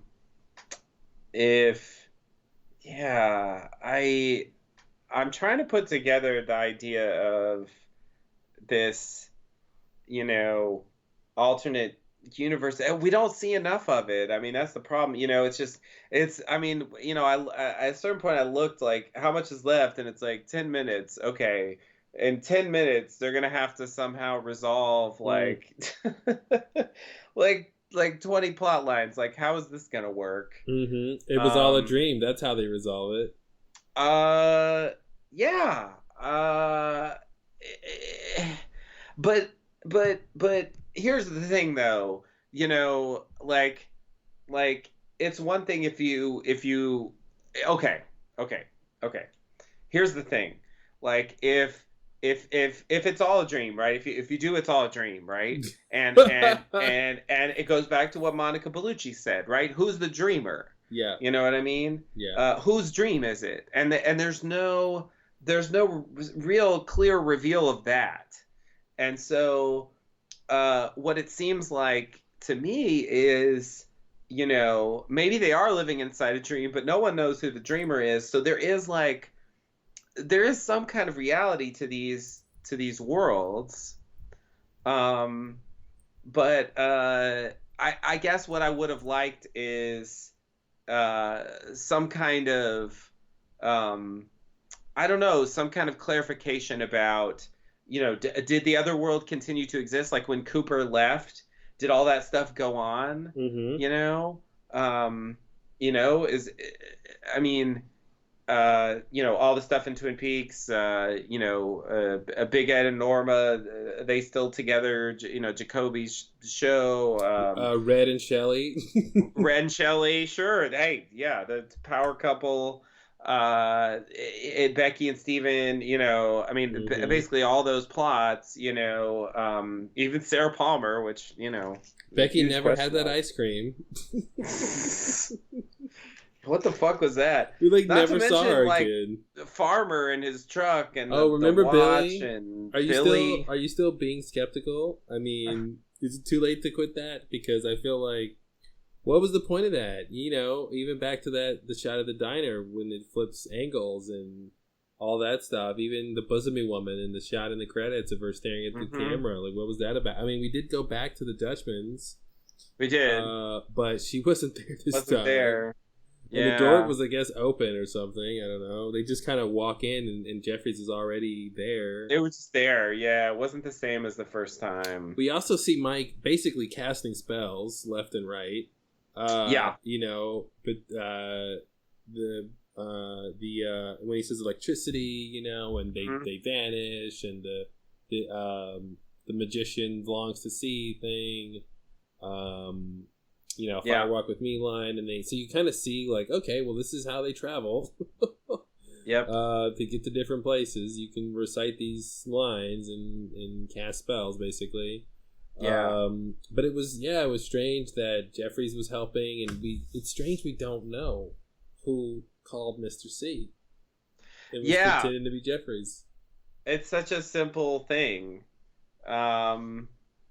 Because who was Bob? There was no one primed to be with Bob again by the end of Bob, right? Right. Like, there was no one who was about to be with Bob. Yeah. That is such a it's weird. It seemed like it's weird to have like a fake one, but that's like seemingly like more or less in line with the real one. It's like, is that just because the real one can't move about the real world? So you have to create a character who can operate on behalf of that character. So you just say, well, he is that character, you know, and right. Yeah, maybe. You know, but even Philip Jeffries didn't Cooper say, "Hey, is that you, Philip?" And he was like, "Be specific."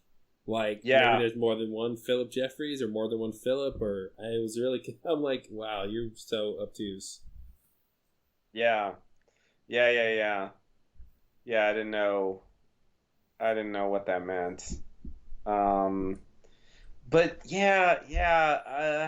and why didn't he tell them, hey, I sent Mr. C, I sent your doppelganger to, you know, to get burned up in the rock or something, you know, like, or I told him where Judy was, but it was a trap or something, you know.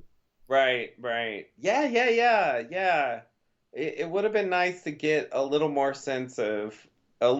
sense of closure on those plots that, you know, they spent most of the series on, by the way.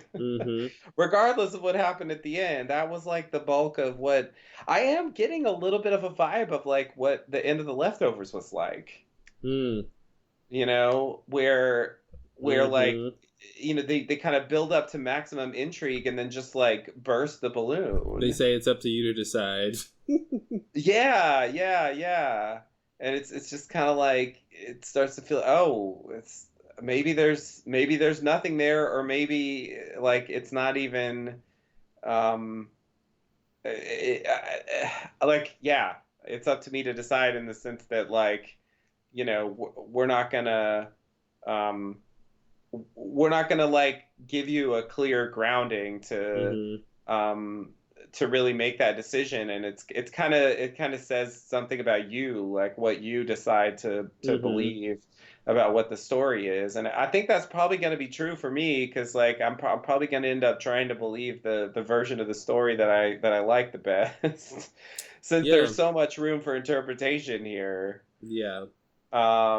You know, because there's definitely some versions of this, and I was so worried when he like goes to prevent Laura's death. Like, oh my god, I don't think I can handle that. I was saying this. I was like, please, when he wound up at, you know, outside of where she and James were talking, I was like, oh no, please no, don't do this, don't time travel and like prevent the incident from happening, basically, you know, and and I was like, oh, that's not good. Yeah. Such a weird decision. Of all the things they could have focused on, and it's weird to bring up all this other stuff. Because it does make it, you know, it literally makes it a time paradox, right? I mean, if he, you know, if he saves Laura from getting killed, then he's never brought in before Right. the FBI to investigate her The murder. Terminator so he never, thing. Yeah. you know, the grandfather paradox or whatever. Right. Yeah. So that's a problem. That does seem like a problem. Yeah. Yeah, yeah. It's just I don't know. It's just very narratively because I never got the sense that this show because of the way it was presented and especially because of how much time we spent with Dougie, which is like Dougie is so They so made it worse now because it was yeah. one thing to have to spend all that time without Dougie, but the ending makes it like, well, that's not even worth watching anymore because it didn't even happen. Right. Yeah, yeah, yeah, exactly. Um so like I guess what I was saying is, one thing about Lost Highway and Mulholland Drive and Inland Empire is that even though they do involve some elements that are sort of along these lines as far as kind of subjective realities and stuff like that. Mm-hmm. Um, uh, they are very clearly told from a first person point of view, Mm-hmm. and so since you have that, you're just going through the experience of this character, and it's kind of a psychological exploration, and I think it kind of works, Yeah. But in the case of this new series, it's not really told from Cooper's perspective. Yeah. Yeah. Good point. So to um to then like go into his subjective realities, like it doesn't have the same weight because all that other stuff we were watching, it didn't seem like it had anything to do with him. Mm-hmm. At least most of it. And so then like it's hard to get invested in it, because like if it's just Cooper's story, then I could kind of get on board with that. It If becomes like like Identity, where spoiler alert, the reality of the movie is taking place in somebody's head, yeah, and that, again, like the scene with his face superimposed over the scene did kind of play like that. Like, was this all taking place in his mind? And then he says, we live inside a dream. right, And it's funny that right, basically what happened to Cooper, it's similar to that other it's kind of mirroring thing with, where it's Jeffries and it's Desmond and Cooper, and they all are FBI agents, and they all investigate like a woman or a dead girl, and then they all come across like some supernatural thing that ends up making them disappear and go to the Black Lodge. Like, it kind of most likely happened to all three of them. So it's like kind of that idea, with Jeffries, where Jeffries basically, got so far into the supernatural stuff that he realized the ultimate truth is that we live inside a dream. And that's basically what happened with Cooper. He got so far into it that he sort of came to that realization too. Yeah.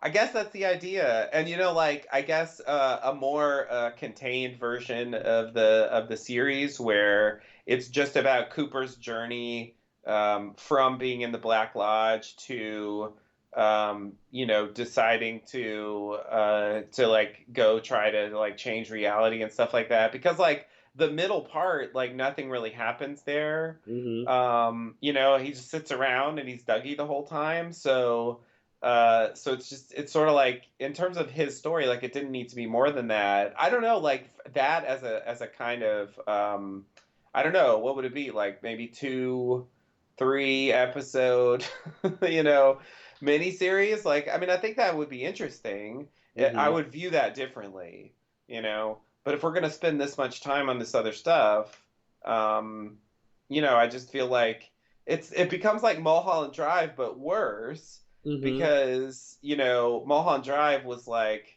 this pilot that never came to fruition, and so they turned it into a movie, and so there's these dangling loose ends, but it's a 2-hour movie, Mm-hmm. Mm-hmm. It's not like 16 hours of dangling loose ends. Yeah.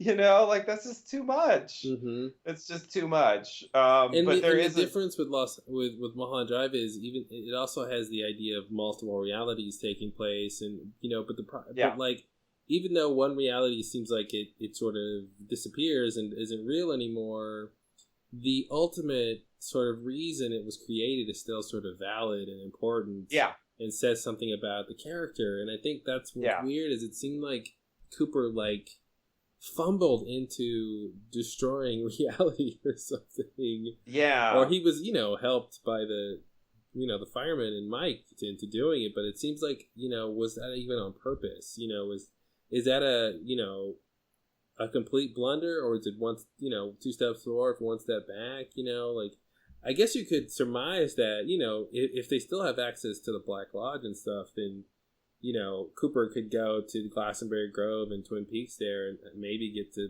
back to where Mike is and get some help. I don't know, and maybe Yeah. get sit back in time and fix it. I don't know. I mean, the problem is it really muddles Cooper's motivation as a character because I don't really agree with what his plan is to like save Laura. I don't understand. Yeah. I don't understand it enough. Um, it seems We should like be on board with that, I it, think, for that to yeah, work. it seems like stopping Bob is the main thing. That what happened with Laura was Yeah. tragic, but like, she had her time. She'll live on in infamy in the afterlife or whatever, and then that's okay. Yeah. Yeah, it was very strange to sort of try to change that out of nowhere. Yeah. Yeah. I mean, it's not like, I mean, it's, yeah, it was bad, but it's like, not to be cruel, but I mean, people are murdered all the time. Hmm. And he You didn't take can't, her. He didn't take her before Leland starts abusing her. He didn't save no, her from all the abuse. He just saves her from her no. death. Just the murder, which, yeah, it's like, is that even the worst part necessarily? It's not Mm-hmm. clear. Mm-hmm. Because like that was an ending to that at least. And Fire Walk with Me, like the ending with Laura in the red room with the angel and like Cooper's there, and it Mm-hmm. makes it seem like in a way death was a kind of release, a kind of Yes, it was the right uh, choice. triumphant moment. Yeah, and so like I don't know, in a way it's sort of like he's ruining that. Yeah, Um, and it doesn't gel with the Laura we saw who took her face off in the Black yeah, Lodge, who flew away up in the sky. We don't understand where she went or how that even relates anymore. Now that yeah. that's not the same sort of Laura that wound up there in the first place. It's sort of It hard seemed to. like there were multiple references to that. Yep. Mm-hmm. But So are but we yeah, supposed to I think that agree. like so the only connection I have when Cooper with the two scenes where Cooper is walking Laura through the woods and we hear the sort of that slowed down jackpot sound from the fireman's phonograph thing. Is that supposed to mean? But and is that what's supposed to connect to that scene with him and Cooper, where he's supposed to understand that Laura is with him or something because he heard that sound? Hmm. And she just goes Yeah, there. Like I couldn't tell what that meant otherwise. It seemed really ominous and scary, but then nothing yeah, scary really happened. right. Yeah, yeah, yeah, yeah. You're far away. What does that mean? Oof, good call, man. Well, that was my crackpot theory before that it had to mean that he was in the future, like he was brought to the future, and that when he sends Cooper away, Cooper would go back to the past. So maybe the past would be back to the date Laura was killed. Maybe that's what it means. You're far away, Yeah. or now it means he's in another timeline. Well, I mean, yeah, that's what I was thinking about. Like, is that some kind of weird reference to that idea? Um, but yeah, I think for that to really, I mean, maybe we're supposed to bring all the baggage from the original stuff to like somehow fill in those gaps, but I do agree that I think the idea of saving Laura is just not well established enough. Having Leland say find Laura is not enough Mm-hmm. for me to say, oh, okay, then I get why he wants to do this. I mean, I feel like that's something that's got to at least be discussed. There's got to be something more than just, okay, I'm Mm-hmm. going to go do this now. Yeah, and why is Mike and the firemen helping him so blindly Yeah. with this plan? And there's no discussion about what do they gain from it. Yeah. Yeah. Yeah. Yeah. Yeah. No Garmin Bozier references. The whole season, no Garmin Bozier reference. Yeah. Yeah. They didn't buy owls. Never saw Never owls saw a whole again. owl. So yeah, they didn't bother with any of that Maybe they didn't stuff. want to. Maybe they didn't want to get it confused with Bob. You know, they didn't want to have Bob be a Mr. C Right. and then show an owl and be like, well, how could that be an owl there if Bob is a Right. Mr. C kind of thing. Right. Right. Right. Man, I Yeah. feel so bad for Mr. C. I didn't think that would be the case by the end. Where like I'm mad at Dale Cooper and I'm sad for Mr. C. I'm sad that he had this whole plan that was for nothing. Yeah. And I'm mad at Dale for like making the wrong moves like again. I think I feel like that's the story is it just man versus God or something, where just he's playing at something he just doesn't understand. And he maybe can't ever understand. He can muck around with the controls, but it's strange that by the end he didn't even understand what time he was in. Right. Right. Yeah. Yeah. Ending on that note is so. I mean, it's definitely the opposite of the kind of happy nostalgic reunion I thought we would get, at least in some form. Well, we got the scene in Frank's office where everyone was there and he said, "I'll miss you all," and that was it. Like everyone got to be there, most people. Yeah. And that was it. I mean, but imagine like Hawk, like this whole long thing with the log lady and all these references, and he finds Laura's diary to do with his heritage, and they go on this long adventure, and they get the Major's message, and they go in and find Nida, and he shows up the last 30 seconds of the real Dale Cooper being on Earth, Yeah. and he just sees him, and then I guess they vanish or something. That was it. Yeah. Yeah, and it reminded me of, Philip Jeffries showing up in the Philadelphia FBI office, where he just shows up, he says, "We live inside a dream," and he vanishes, and it's kind of what Cooper did. Yeah, you're right. You're right. He showed up at the sheriff's station, he said, "We live inside a dream," and he left. And they specifically even referenced that, so... Yeah, it's maybe there's something to that. They were trying to convey something with that Philip Jeffries sequence that they're trying to go back to here. About those that I just didn't really get, because it doesn't kind of come to anything in Fire Walk with Me. Yeah. But yeah. I yeah. Cooper does not get like a final victory, even though it does seem like he sort of accomplished some aspect of what he wanted to. It didn't quite work out the way he expected, and like no one's there to help him. It's sort of a bit of an inverse of the end of Inception, where it's this ambiguous ending whether he succeeded or not. But in Inception, like the main character more or less decides that he has victory, and that's like good enough if you choose to believe he's even if he is in a dream world, he sort of gets to decide if he won or not. But Cooper's just like left. He was happy with this ending. Being confused about whether or not he was where he was supposed to be, and Did I fuck this up? Did someone else like send me to the wrong place? Like, what happened here? Is this just some weird thing like Maddie, where you just happen to look like Laura, and it's maybe it's not even her, and but then she was like kind of going along with it and saying something was up and something was weird. Why'd she kill a guy? It's just she was like, "I gotta get out of town." It's like, yeah, the police are coming for you. You sure do. Yeah, like wow. What the fuck? What happened there? It's strange. And why is that just Why is that just cool? I don't. How about the fact that they drove cross country in silence for most of the night, and then I know. she was like, "Is that car following us?" And it's like, "Nope, no, it wasn't." Yeah, yeah, yeah, yeah, I didn't yeah. understand those driving scenes when no one would talk with The him, driving went and on then forever. like with him and Diane, like they crossed over and didn't say a word to each other. Yeah, And it's like yeah, it does remind me of Lost Highway, so that shot at the end of like driving and transforming into a different person, yeah, and where yeah. they somehow became Richard and Linda over Hmm. time and live some kind of life. It wasn't clear how long they had been together in that world. Yeah. And she just leaves. I mean, She just leaves. after all of that, like he saved her from being Naito, and then Yeah, brought her back to the world, and then took her to another world, so she's just hanging out, and she thinks her name's Linda.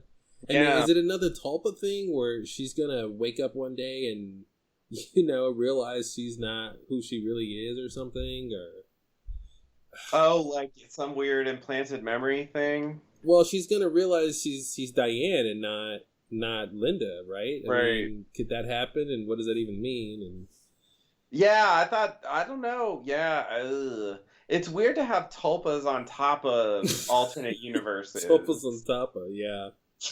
Bubbles on tapas, yeah. Hmm. Yeah, it is weird, and why would the giant know that? Why would he know about this alternate timeline that hasn't even been created yet? And why Yeah. is that a clue for for Cooper to know? And what are the two birds and what's the one stone? Mm-hmm. Yeah. Yep. And then the evolution of the arm has the nerve to say, "Is this the story of the little girl?" And it's like, "Oh no, don't, no, no." And then he says, and he's asking him to decide. It's almost like he has the power to make Yeah. it true or not. Yeah. Where if he says yes, then that's the answer. If he says no, then that's the answer. But he doesn't say anything. Yeah, and then it makes me remember Charlie's line of like, "Do I have to end your story too?" Mm-hmm. Where it's like they were already seemingly like hinting at that idea, but I wish they drew it together a little more. I mean, just no follow up. I'm still baffled by that. Yeah, I mean, Audrey's just stuck in limbo, and we'll just never know what that was about. That's it.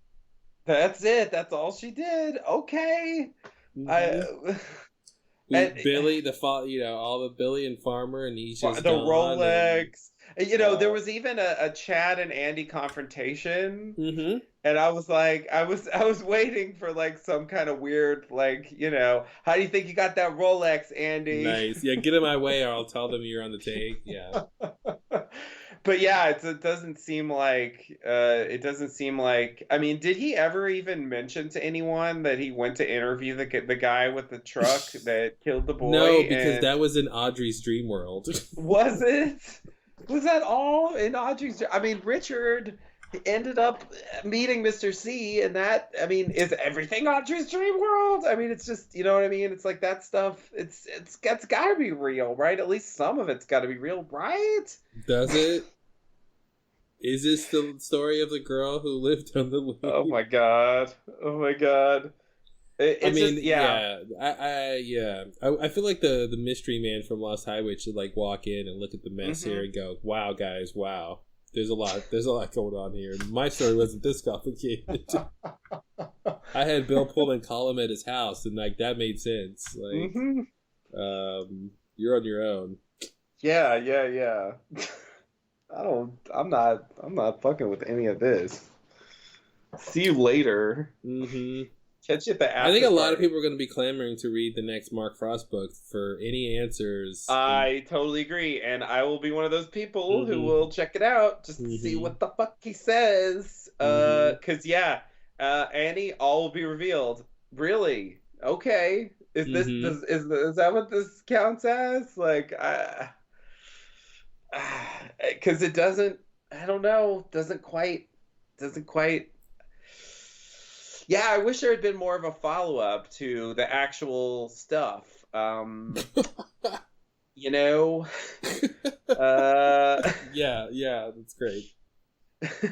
You know, that stuff we were following, you know, what is it called? The story? Yeah, I wish there was an actual follow-up to the story. Yeah. Yeah, that might have been nice. And what was that little maneuver? I feel like they made us think Cooper was like more capable than he actually was by the end. Remember when he leaves the Black Lodge, he like waves his hand and he makes the curtains like shake, and he ends up exiting where he wants to exit, and it's like, ooh, look at Neo controlling the Matrix, you know. But then like it's all downhill after that. Yeah. And it's like, what? You're Linda, huh? You're leaving me? And he didn't care.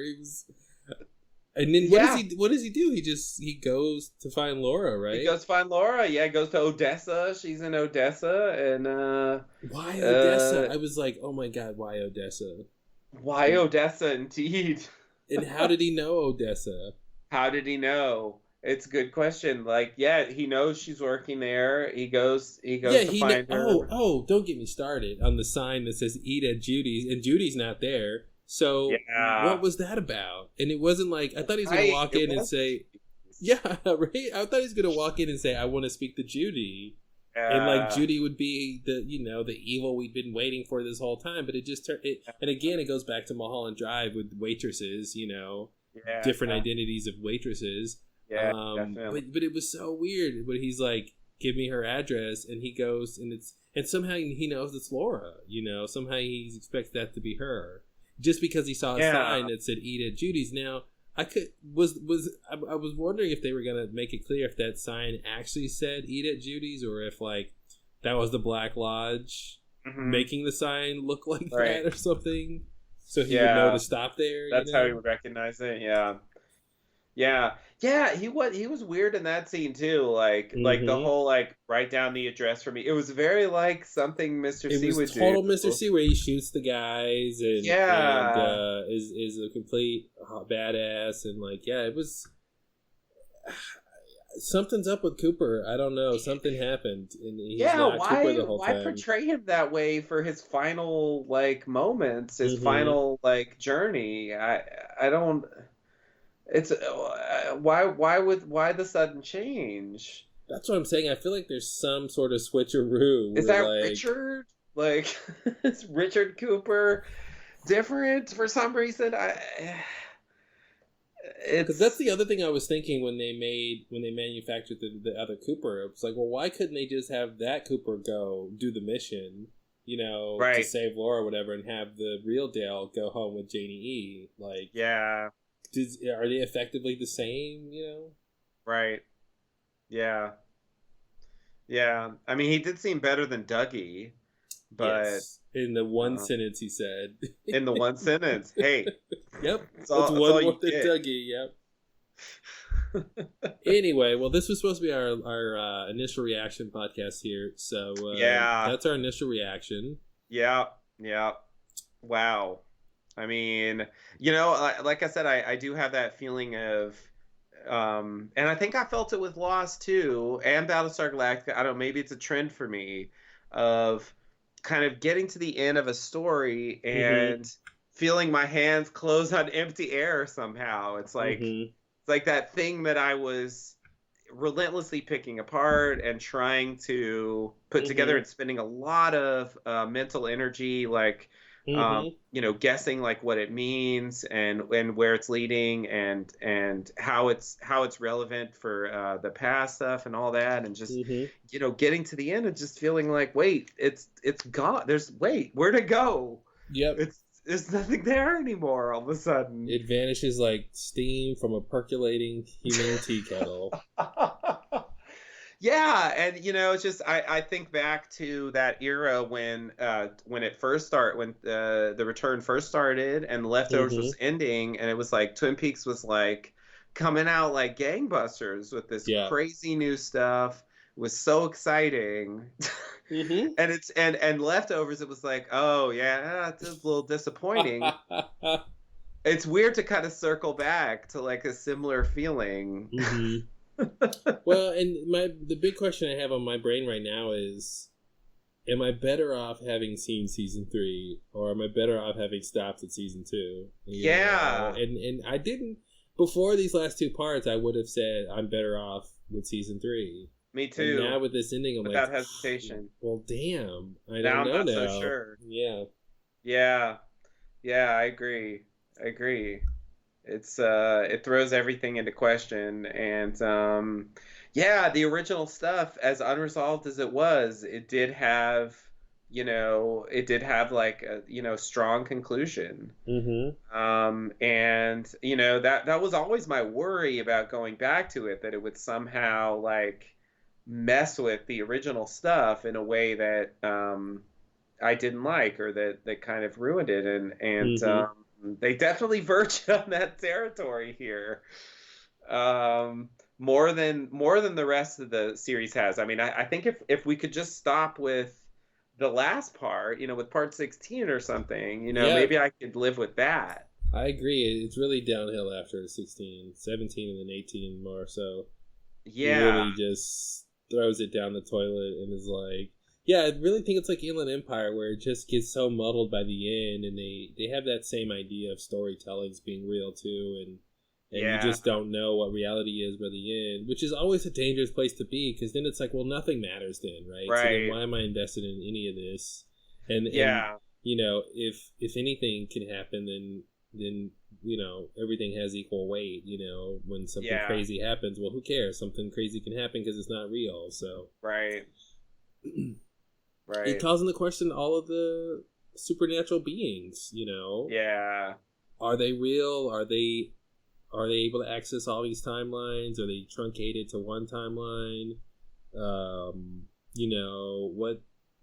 Yeah, it's great. And even Experiment. I was not ever really thinking Experiment was going to be a real character, but then we got to a certain point, when Sarah Palmer took her face off, that I was like, Hmm. well, damn, it seems like they're going that direction. Yeah. But they still left Experiment as just this Nope. otherworldly entity, and I still Yeah. don't understand how it connects to this whole idea of the world being a dream and all that stuff.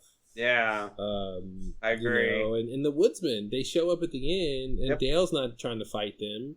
No, All they do is take Bob out. Like that's all that their was it. job was, is to take Bob out. Yeah. And I guess the only reason that he went back into Mr. C to begin with was because Mr. C came back to life, but for some Mhm. reason he didn't come back to life this time, Right. and it wasn't clear why they couldn't I bring him agree. back to life. That's what I was thinking. I was like, oh, they're gonna like repair him or something. Mhm. We're just gonna see Bob, and then he's gonna like wake up. But Mhm. yeah, why is it different? I Yeah. have no idea. Yep.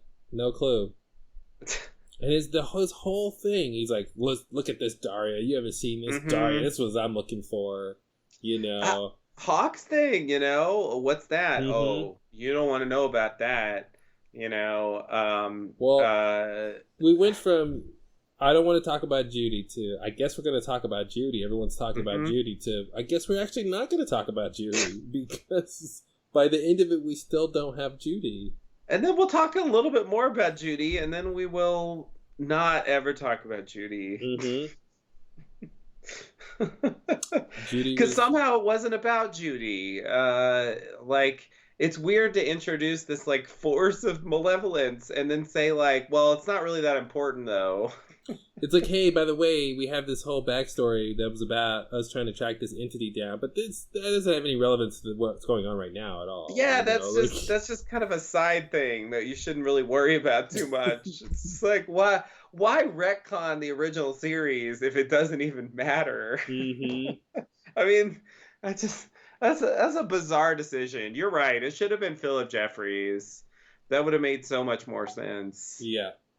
to bring that in, because the idea that Cooper was dealing with that in the background, when like it seemed like he didn't even know like the most basic things about the Black Lodge. And that's why I didn't understand. Like every time he kept saying Cooper, I'm like, am I hearing the right words? He means Philip Jeffries, right? Like, yeah. I mean, they're the ones who started the Blue Rose Task Force. Like, it makes Yeah. sense if they were the ones who were doing that. I mean, they Yeah. kind of add in that Major Briggs was a part of it. Like that was a bit cheap too, because Briggs has been so involved with the story, and like at any point you could have said before that you were working with him back then. Yeah, I agree. And it's like, why did you even wait to tell them? Like, why did it even matter? You Mm-hmm. know, I couldn't tell you before now. Why not, Gordon? Yeah, it's not like Judy's gonna come into play here at all. Yeah, Like, why could you tell? Why can you tell us now if you couldn't tell us before? Like, it doesn't make. It's just like, well, it's part 17, and I have this monologue, so it's like mm-hmm. I don't. It's I don't know why even throw that exposition in there. Why even bother? It's just it's bizarre to me. It's almost like, yeah, like the show was starting to collapse or something, and it hadn't realized that it had abandoned everything that had built up so far. Because like that seems like it's like when a war ends and everyone in the battle hasn't heard that the war's over, so yeah, they're like still fighting. and they're still fighting. Yeah, exactly. That's what it's like. Totally. It's like he thinks he's still in the show where this is all leading up to a confrontation with Experiment Judy, you No know? one's told him yet that it's not gonna matter at all. Yeah, yeah, he doesn't understand that. It's like, why not? Didn't you write the thing? Why why don't you know where your story is going? Wow, yeah. Yeah, and we had that shot of Gordon in his room and Laura overlaid over him, that whole big weird Yeah, shot, and like, still don't know what that's about. what was that? What the fuck was that? Totally out of context. I mean, there's no Mm-hmm. follow up at all. I Mm-hmm. can't believe they just threw that in. Was that supposed to be like the universes crossing over, some kind of weird, like I don't know what else to do Mm-hmm. with that.